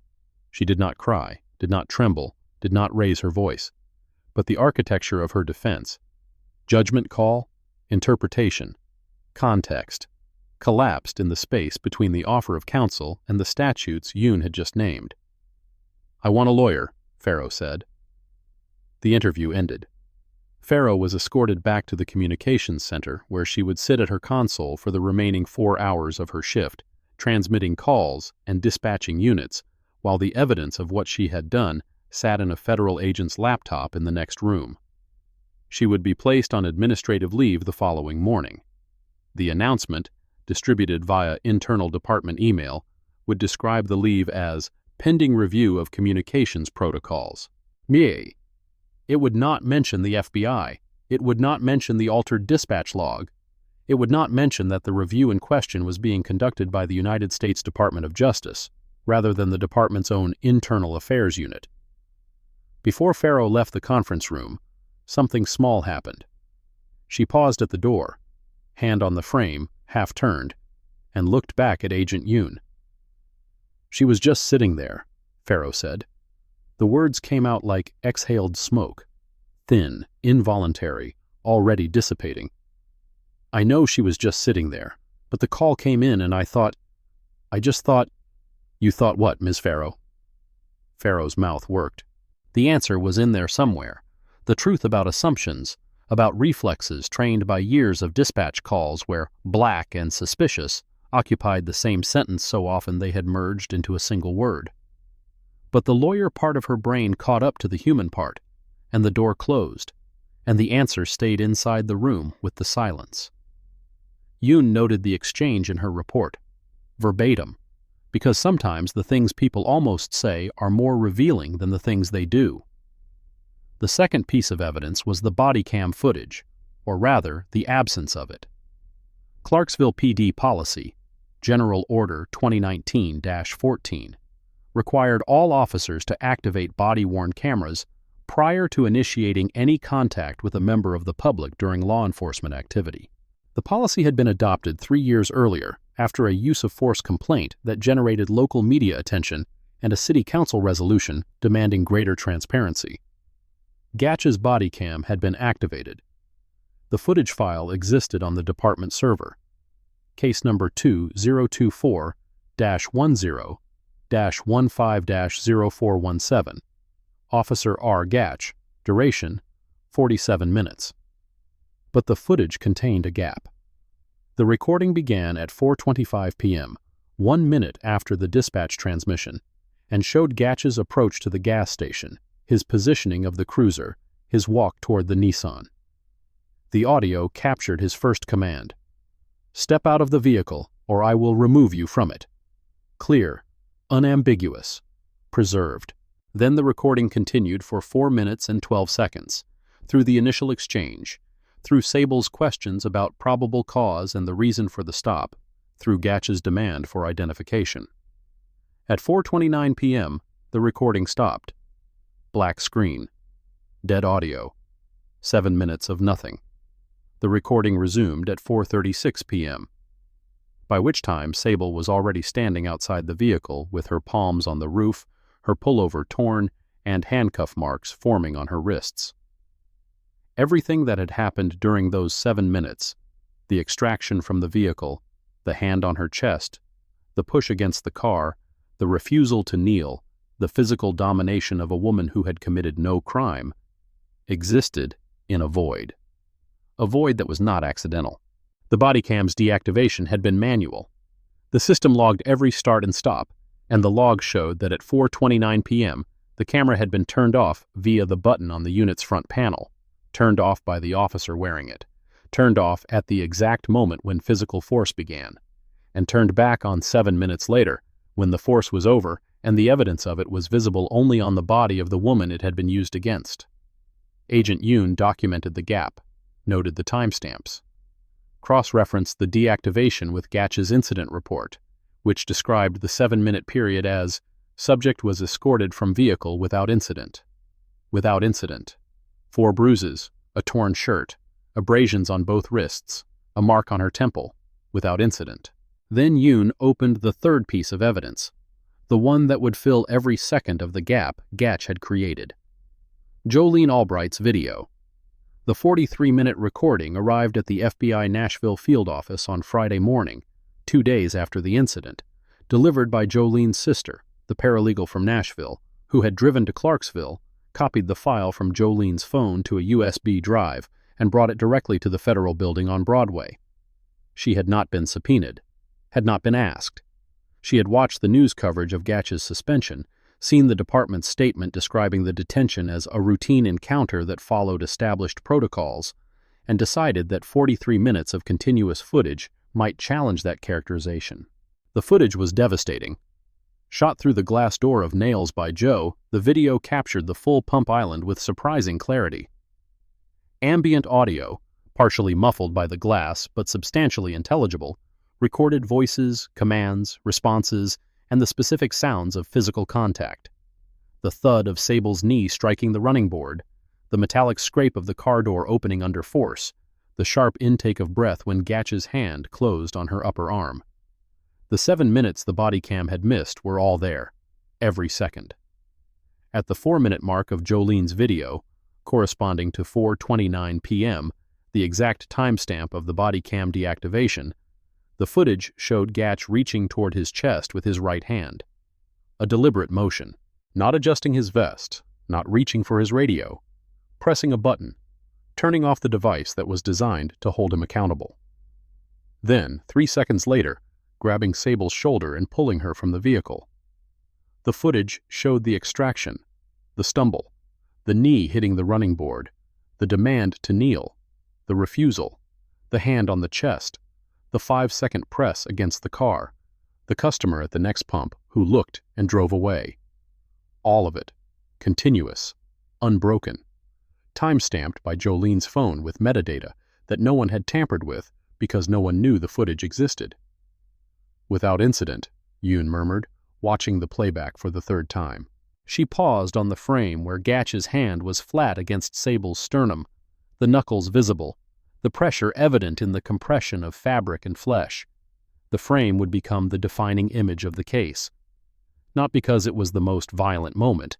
The arm grab, the rough ride, and the handcuff injuries were arguably worse. But because it captured something that statistics and reports could not. the casual intimacy of power used against a person who had done nothing wrong. A hand on a chest, a body against a car. The physical assertion that authority could touch anyone, anywhere, for any reason or no reason at all. Yoon synced the two recordings, Gatch's body cam and Jolene's video, on side-by-side monitors. The synchronization was precise, matched to the moment Gatch's body cam captured his first words at 4:25 p.m. From that point forward, Jolene's video ran continuously while Gatch's stopped and started like a heartbeat skipping beats. The comparison was methodical, clinical, and devastating. 4:25 through 4:29, both recordings active. Audio matches. Visual angles differ, but events correspond. Gatch approaches, speaks, Sable responds. Gatch demands identification. Sable asks for probable cause. The exchange is tense but lawful. Two people in disagreement, one with authority and one with rights. 4:29. Gatch's body cam goes dark. Jolene's video continues. 4:29 through 4:36, Jolene's video alone. 7 minutes. The extraction, the stumble, the knee hitting the running board, the torn pullover, the demand to kneel, the refusal, the hand on the chest, the 5-second press, the customer who drove away, the handcuffs, the clicks, 1, 2, the sound of metal closing on skin. Yoon noted each event with the timestamp precision of a court reporter. 4:30.04. Officer grabs subject's right shoulder. 4:30.07. Subject's left knee strikes running board during forced exit. 4:30.41. Officer places palm on subject's sternum and pushes subject against vehicle. 4:30.46. Contact maintained. Subject's back against driver's door. 4:31.03. Officer releases contact. 4:31.28. Officer applies handcuffs, left wrist first, right wrist second. Each entry was a sentence in a language the legal system understood. Not narrative, not emotion. Timestamp, action, duration, force. The vocabulary of accountability, spoken in numbers that could not be disputed. 4:36. Gatch's body cam reactivates. Both recordings resume. The audio from Gatch's camera captures his voice, steady, controlled, as if the previous 7 minutes had not happened, requesting backup and describing the subject as detained. Detained, as if the word could contain everything those 7 minutes had held. The side-by-side comparison was compiled into a presentation that would be shown to the federal magistrate, the DOJ investigation team, and eventually the U.S. Attorney's Office. It was 23 slides long. Each slide contained a split screen, body cam on the left, Jolene's video on the right, with timestamps and descriptive text beneath. The slides where the body cam showed only blackness, while Jolene's video showed an officer's hand on a woman's chest, were the slides that would end Ronan Gatch's career. Exhibit 2. A would be referenced in every subsequent filing, every hearing, every press conference. The frame where Gatch's hand met Sable's chest, and the body cam was dark. The fourth piece of evidence was Ledford's social media post. At 6:33 p.m. on Tuesday, 90 minutes after Sable's release, the FBI's Digital Forensics Unit in Nashville had executed a preservation request to the platform hosting Ledford's TikTok account. The request, issued under 18 U.S.C. Section 2703, required the platform to preserve all content and metadata associated with the account, including deleted posts, draft uploads, and geolocation data. Ledford had attempted to delete the video at 6:47 p.m., 14 minutes after the preservation request was logged. The platform's compliance team had already flagged the content. The deletion removed the video from public view, but did not erase it from the platform's servers, where it existed in a backup partition that federal agents could access via subpoena. The preserved video was 37 seconds long. It showed Sable standing between two police cruisers, arms at her sides, torn pullover visible, handcuff marks visible on her wrists. The caption read, Gas station drama queen won't cooperate. Stay tuned. The video had accumulated 1,142 views, 87 comments, and 206 shares before deletion. The comments ranged from supportive to hostile, with a cluster of responses from accounts that appeared to belong to other law enforcement personnel. Laughing emojis, play stupid games memes, variations on the theme that compliance was a choice and consequences were earned. Ledford's account was operated under a pseudonym, badge_and_brass. But the department knew about it, colleagues followed it, and the content regularly featured interactions from Ledford's shifts. The account's existence was not a secret. It was an open performance of authority as entertainment. The video, the caption, the comments, and the deletion attempt were cataloged as Exhibits 14A through 14F. The deletion attempt itself, occurring after the preservation order had been served on the department, would be cited as potential evidence of consciousness of guilt and obstruction under 18 U.S.C. Section 1519. Ledford had recorded a woman's humiliation for engagement. The engagement she received was not the kind she had anticipated. The fifth piece of evidence arrived 3 days later. It was not a recording. It was a document. When Agent Yoon's team examined the department's computer systems under the preservation order, they found a file on Sergeant Palmer Birch's workstation. The file was a draft search warrant application, unsigned, unsubmitted, saved to Birch's desktop at 5:31 p.m. on Tuesday, 2 minutes after SAC. Price arrived at the station. The application requested authorization to search the trunk of a rented Nissan Altima, Tennessee plate number KLM4418, located at the pilot station off exit 11. The supporting affidavit, drafted by Birch, but based on information provided verbally by Chief Deputy Marshal Colton Ware, described the vehicle's occupant as an individual conducting surveillance operations in proximity to Department of Defense installation Fort Campbell, who possessed encrypted documentation and had refused to identify her purpose in a security-sensitive area. Every material claim in the affidavit was false. The gas station was not within any military security perimeter. The notebook was not encrypted. It was personal shorthand. Sable had identified herself and provided a valid driver's license.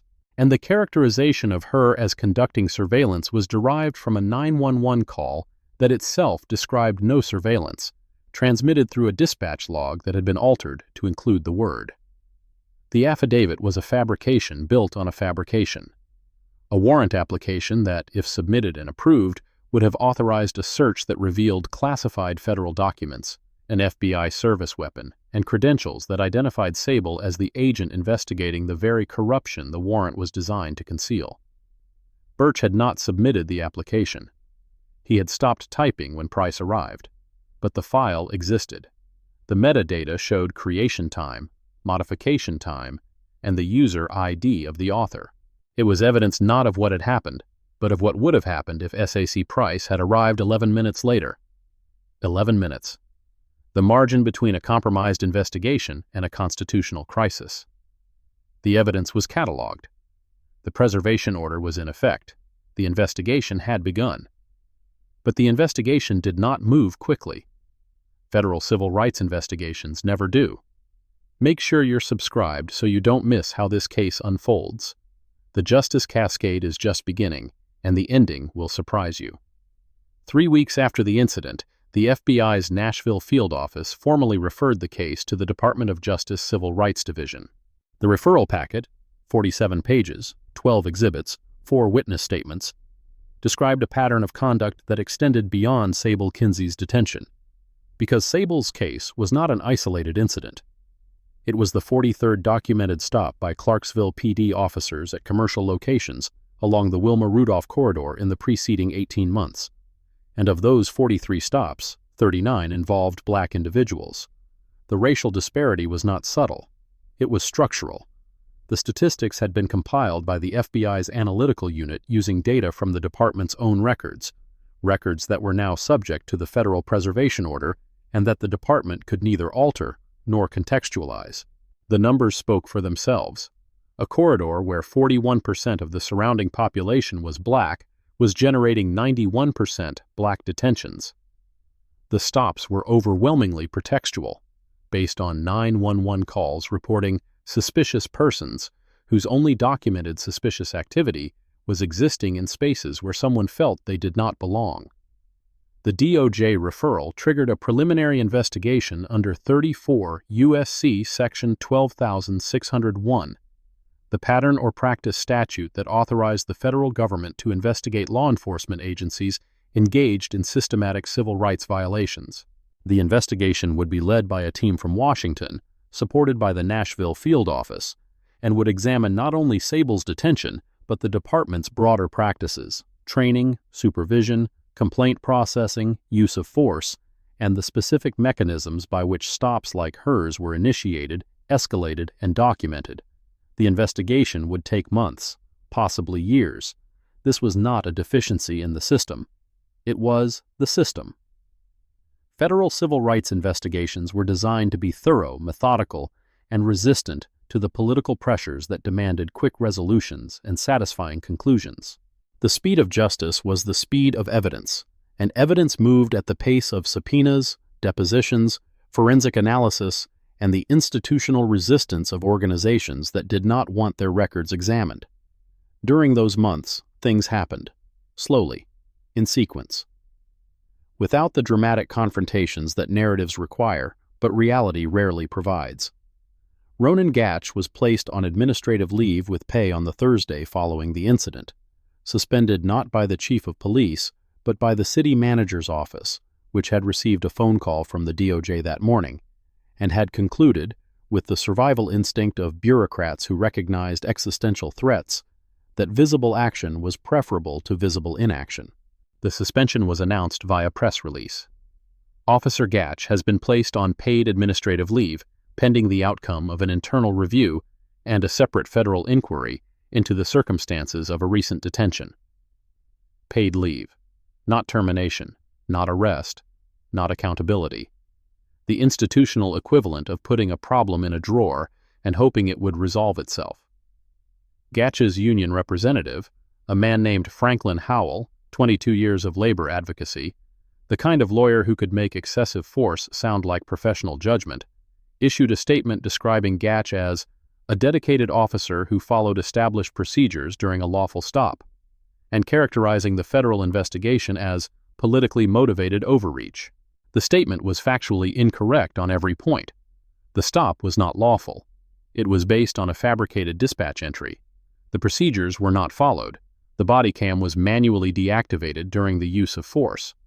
And the federal investigation was motivated not by politics, but by photographs of bruises on a woman's body, and a 7-minute gap in video footage that could not be explained by anything other than deliberate concealment.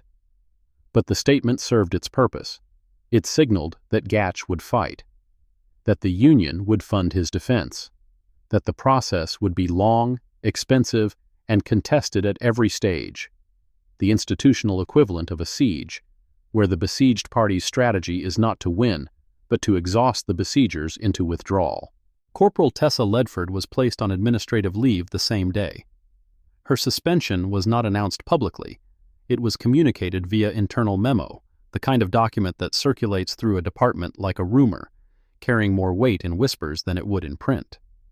The memo cited unauthorized use of personal recording devices during an official police interaction, a phrasing that reduced the creation and publication of a detained woman's humiliation to an equipment policy violation. Ledford's TikTok account, badge_and_brass, was deactivated by its owner the same afternoon. But the internet does not forget. Screenshots of the gas station video had been captured by viewers before the deletion. The caption, "Gas station drama queen won't cooperate. Stay tuned," had been preserved in comment threads, quote posts, and the archived cache of a data preservation service that a civil rights organization had activated within hours of the video's original posting. Ledford would later argue, through her attorney, that the video was protected speech under the First Amendment, and that its deletion was a personal choice, unrelated to the federal investigation. The argument was legally creative and factually desperate. The deletion occurred after the federal preservation order, not before. The timing was documented. The consciousness of guilt was evident. Sergeant Palmer Birch remained on active duty for 6 weeks. His role was less visible than Gatch's or Ledford's. He had not been at the gas station, had not used physical force, had not posted videos on social media. His contribution to the incident had been administrative. The citation of questionable statutes, the attempted addition of charges, and the draft warrant application that sat on his desktop like an unexploded device. It was the warrant application that ultimately ended his career. When the DOJ investigation team reviewed the draft, they did not treat it as a document that had been abandoned. They treated it as evidence of intent, a written plan to fabricate probable cause for a search that would have compromised a classified federal operation. The affidavit's claims, surveillance operations, encrypted documentation, security-sensitive area, were traceable to a conversation between Birch and Colton Ware that had occurred in a hallway without cameras. But hallways without cameras still have ears. And the officer standing at the far end of that hallway, a patrol officer named Jenny Caruso, 26 years old, 2 years on the force, finishing a report at a desk 12 feet from where Birch and Ware had spoken, had heard enough to provide a statement. Caruso's statement, given to Agent Yoon 6 weeks after the incident, described overhearing Ware instruct Birch to include specific language in the warrant application. Language about military security. Language about encrypted notes. Language that Caruso recognized as inconsistent with what she had observed at the gas station, where she had been the 4th officer dispatched and had arrived in time to witness the K-9 sweep and the transport. "She was a lady at a gas station," Caruso said in her statement. "I stood there and watched a dog tell us there was nothing, and then I heard the sergeant writing a warrant saying there was something. Those two things can't both be true." Caruso's statement was voluntary. She had not been subpoenaed, had not been pressured, had walked into the FBI field office on a Saturday morning and asked to speak with someone about what she had seen. She understood what the statement would cost her, not her job perhaps, but the institutional trust that made a career in policing possible. She gave it anyway. "I didn't become a cop to watch other cops lie on paper," she said. "The sentence would not appear in any legal filing. It would not be quoted in any hearing. It existed only in the transcript of her interview, preserved in the case file, a small act of integrity buried in the machinery of accountability. Caruso paid for that integrity in the currency that institutions extract from people who break ranks." In the weeks following her statement, she found her locker tagged with the word "snitch" in black marker.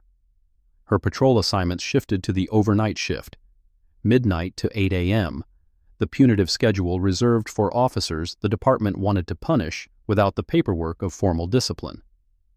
Her partner requests were denied.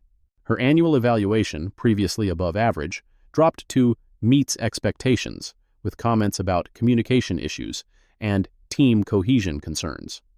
She filed a complaint with the department's EEO office. The complaint was classified as under review. It remained under review for 8 weeks, during which time Caruso continued working overnight shifts, eating alone in the break room, and submitting reports that were returned for clarification on details that required no clarification. 3 months after her statement, Caruso transferred to the Montgomery County Sheriff's Office, a lateral move that preserved her rank and pay, but required her to start over in a department where she knew no one and no one knew her. She made the transfer without comment, without complaint, without the kind of public statement that would have generated sympathy.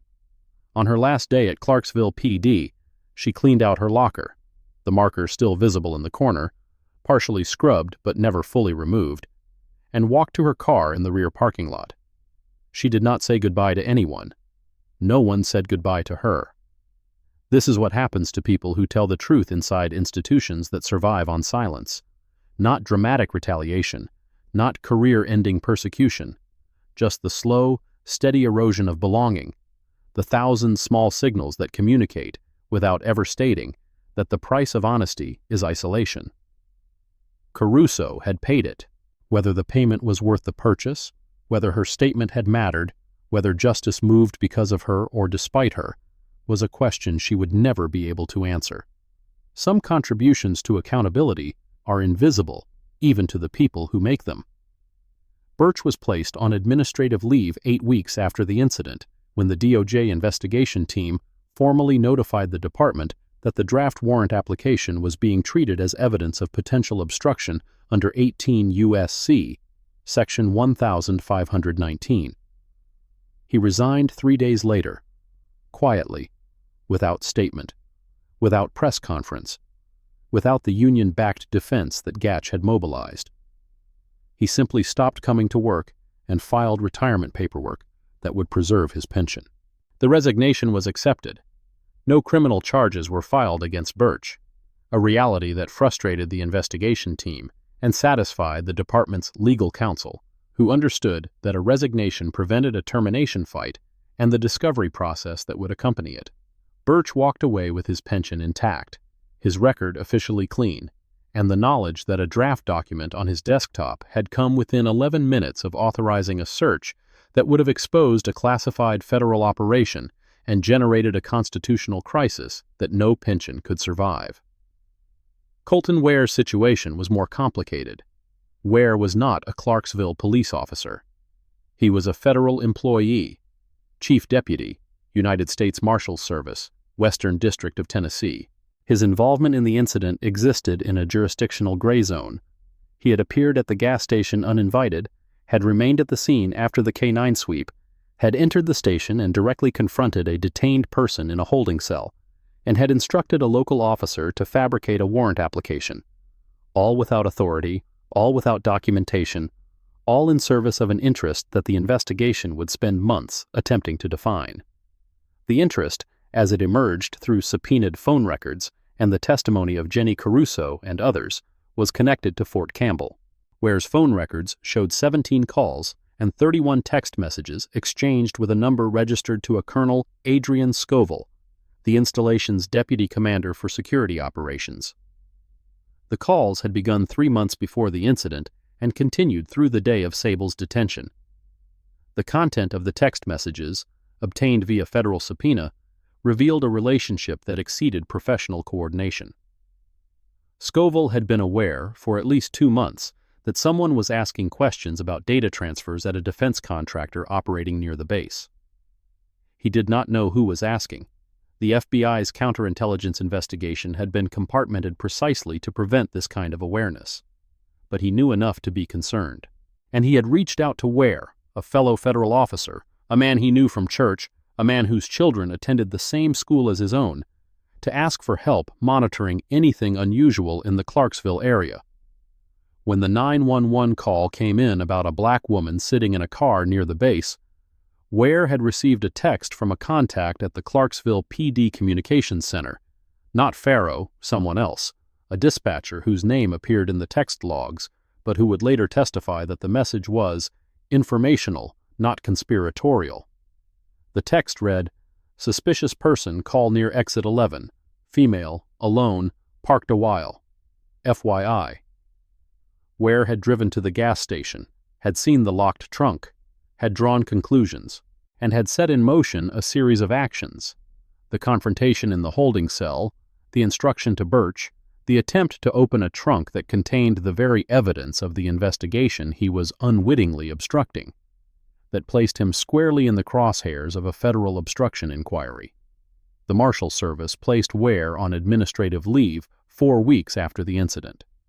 The investigation into his conduct was referred to the DOJ Office of Professional Responsibility, the internal affairs equivalent for federal law enforcement. The investigation would examine not only his actions on the day of the incident, but the broader relationship with Scoville, and the question of whether that relationship had been used to interfere with a classified FBI operation. Ware retained a private attorney, not the Marshal's Service Counsel, who could not represent him in a matter where the service itself was under scrutiny. His attorney issued no public statement. Ware himself said nothing. He disappeared into the administrative machinery of federal employment, where accountability moved even more slowly than it did in local departments, and where the protections afforded to career federal employees made termination a process measured in years rather than months. Colonel Scoville was a different matter entirely. His involvement, the phone calls, the text messages, the apparent awareness of investigative activity near the base, was referred to the Department of Defense Inspector General for separate inquiry. That inquiry would proceed on its own timeline, under its own authority, in the opaque and slow-moving world of military administrative justice, where civilian oversight had limited reach and institutional loyalty ran deeper than in any police department. The IG's office dispatched 2 investigators to Fort Campbell 3 weeks after the referral. They arrived in civilian clothes, driving government sedans, and were directed to a conference room in the installation's legal office where Scoville's attorney, a JAG colonel with silver oak leaves and the expression of a man who had defended more careers than he had prosecuted, waited with a prepared statement. The statement acknowledged the communications with Ware, characterized them as interagency coordination, consistent with installation security responsibilities, denied any knowledge of FBI operations, any awareness of Sable Kinsey's identity, and any intent to interfere with federal investigations. The statement did not explain the prepaid phone. The phone purchased in Hopkinsville, 30 minutes from Fort Campbell, inside the geography of Scoville's daily commute. The phone used once at 1:47 p.m. on a Tuesday to make a 911 call about a black woman at a gas station. The phone that was never recovered because it was purchased with cash and discarded after use, the kind of operational security that civilians do not practice because civilians do not think in terms of operational security. The IG investigators noted the gap, noted Scoville's denial, noted the attorney's careful phrasing, consistent with installation security responsibilities, which was the military equivalent of pleading the Fifth without the constitutional protection. The investigation continued, would continue for months, would generate reports that were classified, reviewed by committees, discussed in briefings that produced nothing visible to the public. The military's internal accountability process was not designed for transparency, it was designed for control, the management of information, reputation, and consequence within a system that valued order above disclosure. Whether Scoville would face discipline, a letter of reprimand, a career-ending evaluation, a forced retirement with reduced benefits, depended on factors that had nothing to do with evidence and everything to do with institutional politics. Who he knew, who owed him, who feared the attention that a public proceeding would attract. The connection between Ware and Scoville, the thread that linked a gas station detention to a military installation to a counterintelligence investigation, was the most troubling element of the case. Not because it proved conspiracy. The evidence was circumstantial, the relationship was social as well as professional, and the text messages were ambiguous enough to support multiple interpretations. But because it suggested something that federal investigators had long suspected and rarely proved, that the networks of informal communication between law enforcement agencies, the phone calls, the text messages, the FYI alerts passed between colleagues who shared jurisdictions and church pews and school pickup lines, could be weaponized against the very investigations those agencies were supposed to support.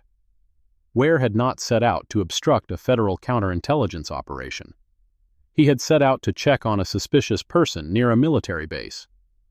But the infrastructure of his response, the personal connections, the informal channels, the assumption that federal authority entitled him to direct local officers, had produced exactly the same result as deliberate obstruction. The operation was compromised, the informant was lost, and the damage had been done not by espionage or sabotage, but by the casual exercise of power by men who believed their authority was self-justifying. If you want to see justice served, even when the system fights back, hit that subscribe button. Stories like this remind us why accountability matters. Nadine Farrow's case resolved first. 3 months after the incident, she accepted a plea agreement in federal court. Middle District of Tennessee, Nashville Division. The agreement, negotiated between her attorney and the U.S. Attorney's Office, reduced the potential charges from felony falsification of records under 18 U.S.C. Section 1519 to a single misdemeanor count of filing a false official report. The plea hearing lasted 14 minutes. Farrow stood before federal magistrate Judge Corinne Haywood and admitted in open court that she had knowingly added information to a dispatch record that was not contained in the original 911 call. She did not explain why. Her attorney had advised her that explaining why, that the why involved assumptions about race, about threat, about the kind of person who sits in a car at a gas station for 19 minutes, would make things worse rather than better. The magistrate accepted the plea. Farrow was sentenced to 12 months of probation, 200 hours of community service, and a permanent prohibition on employment in law enforcement or emergency communications. She would not serve prison time. She would not pay a fine beyond court costs. She would walk out of the courthouse and into a life where the word armed, 6 letters she had typed on a Tuesday afternoon, would follow her for the rest of her career. Outside the courthouse, a reporter from WKRN asked Sable, who had attended the hearing as a witness, seated in the gallery in a dark suit with her credentials visible on her belt, whether the sentence was adequate. "The sentence reflects the system," Sable said. Her voice carried the flat precision of someone choosing words the way a surgeon chooses instruments, each one selected for its function, not its comfort. 12 months of probation for a fabrication that led to assault, false arrest, and the compromise of a federal investigation. You can decide whether that's adequate. She did not take additional questions. Gatch's case took longer. 7 months after the incident, the U.S. Attorney's Office filed a federal information, not an indictment, a negotiated charging document, against Ronan Gatch for 1 count of deprivation of rights under color of law, 18 U.S.C. Section 242, a misdemeanor, and 1 count of falsifying an official report, 18 U.S.C. Section 1001, also a misdemeanor. The charges were the product of negotiation. The original investigation had supported felony charges, the body cam deactivation, the excessive force, the rough ride transport, the fabrication of the failure to identify charge. But felony charges required proof beyond reasonable doubt, and Gatch's defense, funded by the police union, staffed by attorneys who specialized in defending officers, had successfully narrowed the scope of available evidence through motions, objections, and the strategic exploitation of every procedural ambiguity the system offered. The misdemeanor charges were a compromise, the kind of compromise that federal prosecutors describe as realistic and victims describe as inadequate, the kind that reflects not the severity of the conduct but the difficulty of proving severity to a jury in a jurisdiction where law enforcement enjoyed substantial public sympathy. Gatch accepted the information and entered a plea of no contest, neither admitting nor denying the charges, preserving his right to appeal while avoiding the risk of a trial whose outcome was uncertain. The magistrate sentenced him to 18 months of probation, a $5,000 fine, and permanent decertification as a law enforcement officer in the state of Tennessee. He would not go to prison. He would not serve a day in custody. The man who had grabbed a woman by the arm, pressed her against a car with his hand on her chest, driven her to a station in a rough ride that left abrasions on her wrists and a bruise on her temple, and fabricated charges to justify it all. That man would pay $5,000 and lose his badge. The badge he had used as a weapon. The badge that had made every action possible. The badge that, in its absence, reduced Ronan Gatch from an officer of the law to an unemployed man with a misdemeanor conviction and a reputation that Google would preserve forever. Whether that was justice depended on what you expected justice to look like. The day Gatch's plea was entered, Sable was present in the courtroom. She sat in the 3rd row, dark suit, credentials on her belt, the notebook she carried everywhere open on her knee. She had written nothing during the hearing, had simply watched. After the proceeding, in the corridor outside the courtroom, Gatch passed within 3 feet of her. His attorney, a broad-shouldered man in a charcoal suit who moved like a blocker clearing a path, steered him toward the elevator. But Gatch stopped, turned, looked at her. For a moment the corridor was quiet. The overhead lights buzzed. A clerk pushed a cart of files past them without looking up. "You could have told me," Gatch said. His voice was stripped of the authority it had carried at the gas station. What remained was smaller. Not apologetic, not even close to apologetic, but compressed, the voice of a man who had spent 7 months being reduced by a process he could not control, and who blamed, with the irrational precision of someone who has never examined his own decisions, the person he had victimized, rather than the choices he had made. Sable looked at him. At the face she had last seen through the cage partition of his cruiser, through the window of the holding cell, through the lobby of the station where he had stood by the water fountain watching his world invert. She looked at him the way she looked at evidence, without emotion, without malice, with the steady attention of a person whose professional life consisted of documenting what people did and letting the documentation speak. Told you what? Who you were. What you were. You sat there and let it. You let the whole thing happen. You let the whole thing happen, Officer Gatch. I sat in a car. You made every decision that followed.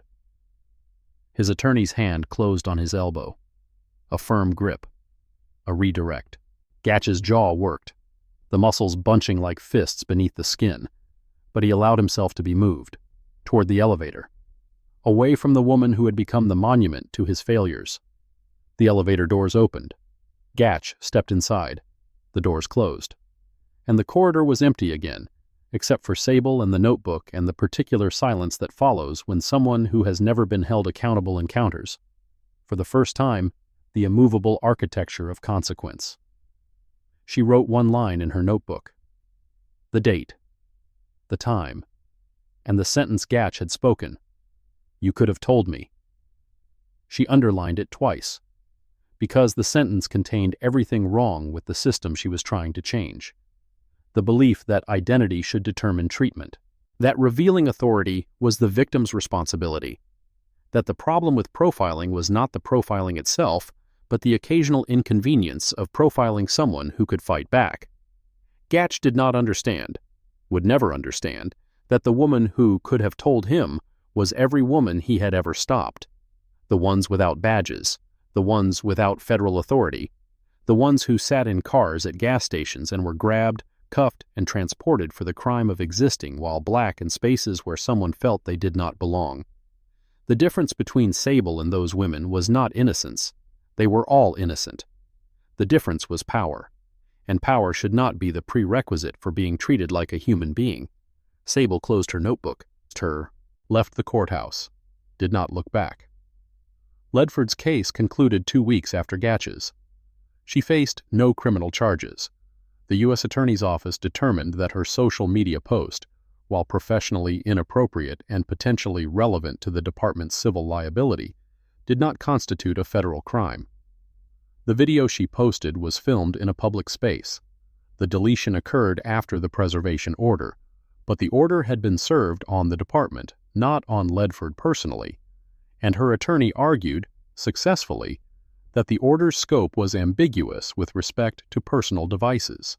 Ledford was terminated by the Clarksville Police Department, not for the video, but for violation of General Order 2021-08, prohibiting the use of personal electronic devices to record interactions during active law enforcement encounters. An equipment policy violation. A paperwork infraction. The equivalent of being fired for using the wrong form, rather than for humiliating a detained woman for entertainment.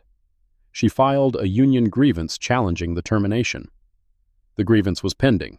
It would remain pending for months, moving through arbitration at the pace of labor law, which was slower than federal law, which was slower than justice, which was slower than anyone involved had patience for. The department itself faced a broader reckoning. 4 months after the incident, the DOJ Civil Rights Division issued a findings letter, a formal document outlining preliminary conclusions from the pattern or practice investigation authorized under 34 U.S.C. Section 12601. The letter was 19 pages long.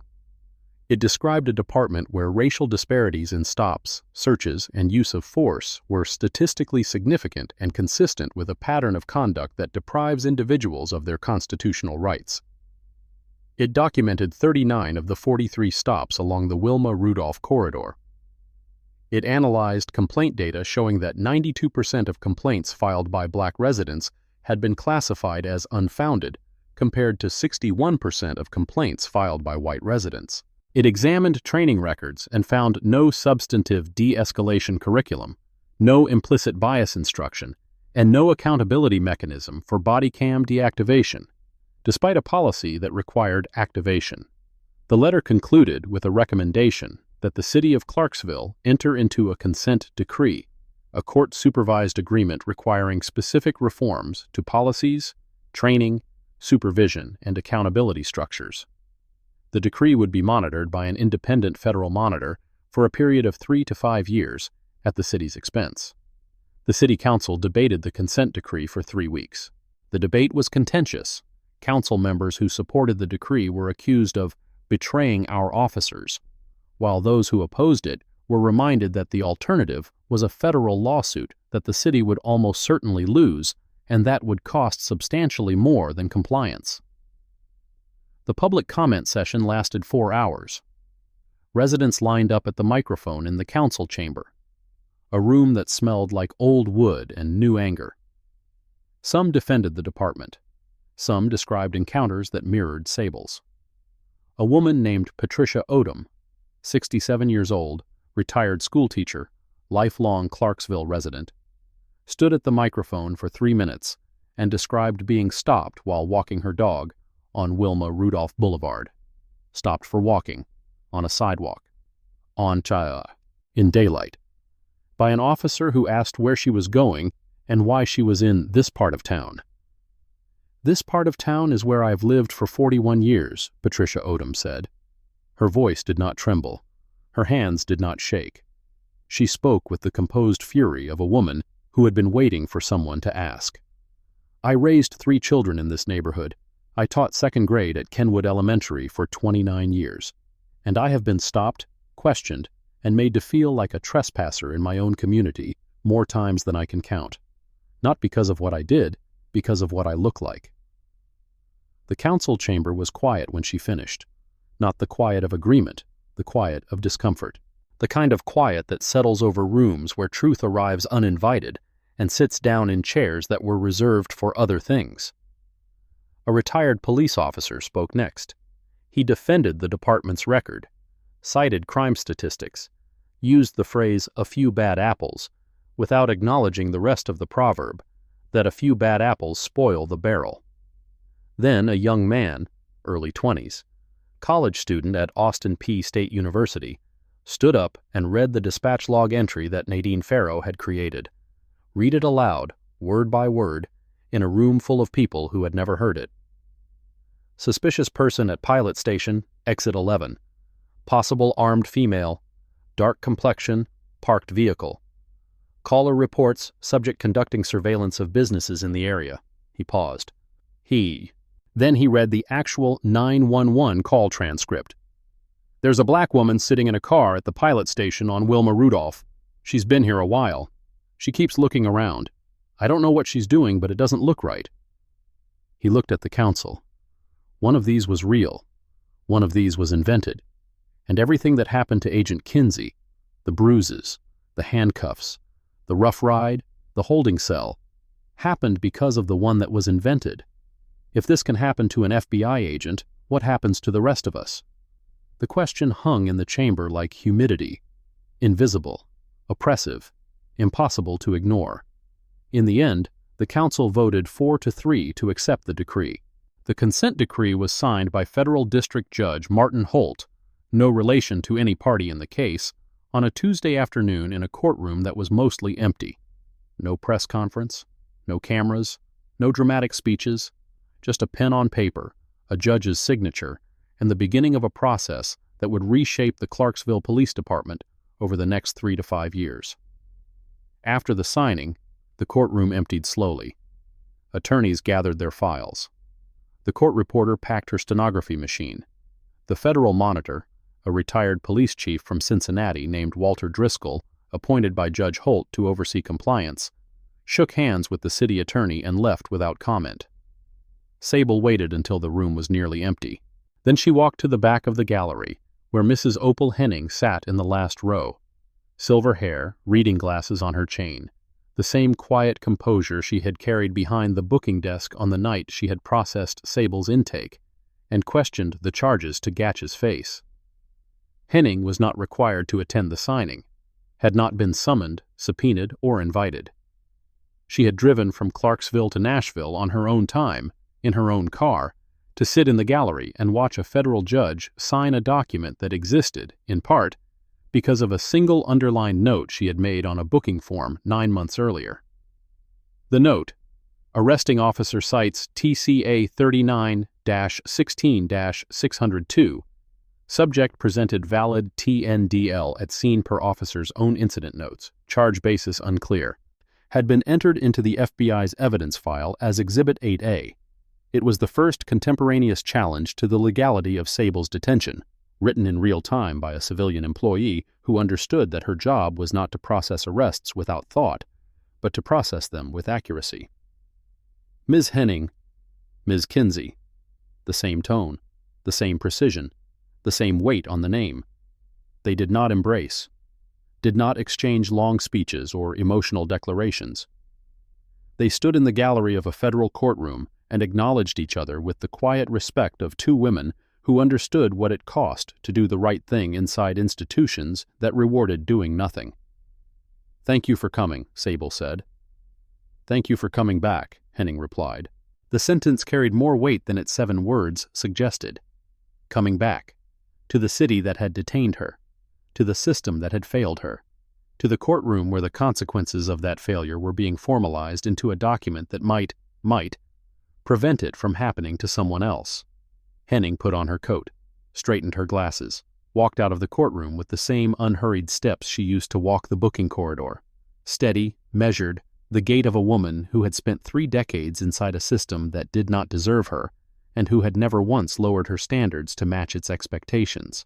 Whether the reshaping would be real, whether policies would change behavior, whether training would change culture, whether accountability would outlast the monitor's tenure, was a question that the consent decree could not answer. It could only establish the framework. The substance would depend on people, on the officers who remained, on the leaders who replaced those who left, on the community that watched and demanded and documented and refused to accept the explanation that everything was fine. Sable Kinsey attended the consent decree signing. She sat in the gallery in the same dark suit she had worn to Pharaoh's plea hearing, credentials on her belt, notebook in her lap. She did not speak, did not testify, did not make a statement. She sat and watched the judge sign a document that existed, in part, because she had been sitting in a car at a gas station on a Tuesday afternoon, and someone had called 911 about it. After the signing, she walked to her car in the courthouse parking garage, checked her phone. 2 messages. The first was from SAC Price. Monitor appointed. Judge Holt set the initial review for March. Good work, Kinsey. The second was encrypted, from a channel she had not used in 9 months. The secondary communication protocol for Ridgeline, the channel that had gone dark the afternoon of her detention. The message was 7 words. They knew you were coming. Check HQ. She stared at the screen, read the message again. 7 words. No identifier. No signature. No way to verify whether the sender was CF1141 or someone who had compromised CF1141's communication channel. But the words, "They knew you were coming," carried a weight that could not be dismissed. Because the 911 call about a black woman at a gas station had always felt too convenient, too precisely timed.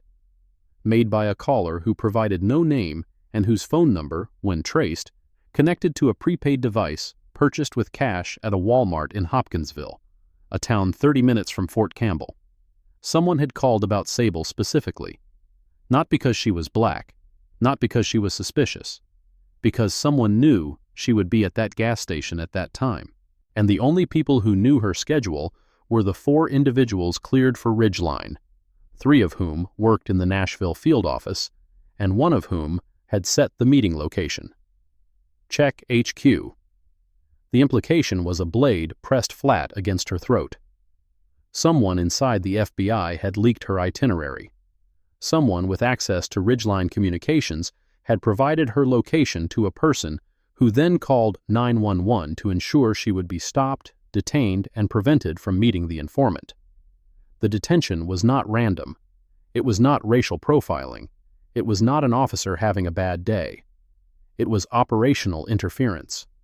Planned, coordinated, executed through the machinery of local law enforcement by someone who understood that a 911 call about a black woman would produce exactly the response it produced: overwhelming, physical, and prolonged enough to close the window for the meeting. The corruption was not in Clarksville. The corruption was closer. Inside the walls of the institution she trusted. Inside the office she reported to. Inside the system she had spent 14 years believing was, despite its failures, fundamentally sound. She closed the encrypted message, opened her notebook, wrote the 7 words in her own hand, pressing hard enough that the pen left indentations 3 pages deep. Then she started the car. Pulled out of the parking garage, drove north toward Nashville, toward the field office, toward the people she had trusted with her life, and who might have traded that trust for reasons she could not yet see. The highway stretched ahead, straight and empty and dark. Behind her, Clarksville was quiet. The consent decree was signed. The officers were suspended, resigned, or decertified. The department was under federal supervision. The system had responded, slowly, partially, with the grinding, imperfect, exhausting thoroughness that justice requires when power is held accountable. But the system had also failed. An informant was lost. An investigation was compromised. And somewhere inside the FBI, inside the building where Sable kept her credentials in a locked drawer and her case files in an encrypted server, someone had picked up a phone and given her away. The bruises on her arm had faded. The cuts on her wrists had healed. The mark on her temple was gone. But the 7 words on her phone screen, "They knew you were coming. Check HQ," were a wound that would not close until she found the person who had opened it. And Sable Kinsey had never learned how to leave a wound uninvestigated. She drove. The highway was dark, the median lined with reflective markers that blinked in sequence as the headlights swept past. She thought about the 4 people cleared for Ridgeline. 3 in the Nashville office. 1, herself, now compromised. The informant had known her meeting schedule, her cover vehicle, her route. Someone had provided that information to a person who used it to generate a 911 call time to within minutes of her arrival. The prepaid phone, purchased in Hopkinsville with cash. Hopkinsville was 30 minutes from Fort Campbell, inside the orbit of Scoville's influence, inside the geography of the leak. But the phone had been used once, a single call, then discarded, the kind of operational discipline that came from training, not from civilians upset about a stranger in a parking lot. She arrived at the field office at 8:14 p.m. The 7th floor was mostly dark, administrative staff gone for the day, case agents working late in scattered offices. She walked past the cubicle farm where analysts processed signals intelligence, past the conference room where Price had debriefed her that morning, past the door with her name on it, Sable Kinsey, Counterintelligence Division, and continued to the end of the hall. The Ridgeline files were stored on a classified server accessed through a terminal in a sensitive compartmented information facility. The SCIF, a windowless room with reinforced walls, electromagnetic shielding, and an access log that recorded every entry and exit by badge number, date, and time. She swiped her badge. The door clicked. She entered. The access log showed 4 badge numbers over the past 14 months. Hers, Price's, and 2 others. Senior analyst Marcus Tillman and case coordinator Joanna Falk. 4 people, 4 access points, 4 potential sources for a leak that had cost an informant and compromised a national security investigation. Sable sat at the terminal, logged in, pulled the access history for the 72 hours preceding her detention. The records showed 3 entries during that window. Price at 9:17 a.m. on Monday, accessing the operational brief. Herself at 11:42 a.m. on Tuesday, reviewing the meeting protocol before driving to Clarksville. And one more. Joanna Falk. Tuesday at 1:11 p.m., 3 hours and 11 minutes before the 911 call. Sable stared at the entry. Falk had accessed the Ridgeline file at 1:11 p.m. The file contained the meeting location. The pilot station off exit 11. The meeting time, 4:45 p.m. The cover vehicle, a rented Nissan Altima, Tennessee plates. Everything someone would need to place a phone call that described a specific woman at a specific location at a specific time. This was not proof. Accessing a file you were cleared to access was not a crime. Falk was the case coordinator. Her job required reviewing operational details. The access could be routine, could be coincidence, could be the normal rhythm of a person doing exactly what they were paid to do. But the timing. 1:11 p.m. The prepaid phone had been activated. The carrier records would later show at 1:47 p.m. 36 minutes after Falk accessed the file. 36 minutes was not proof, but it was a thread. And Sable Kinsey had built a career on pulling threads until the fabric they held together came apart.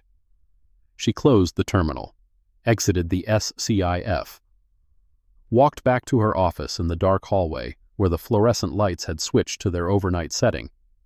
Every third tube illuminated, casting alternating bands of light and shadow across the industrial carpet.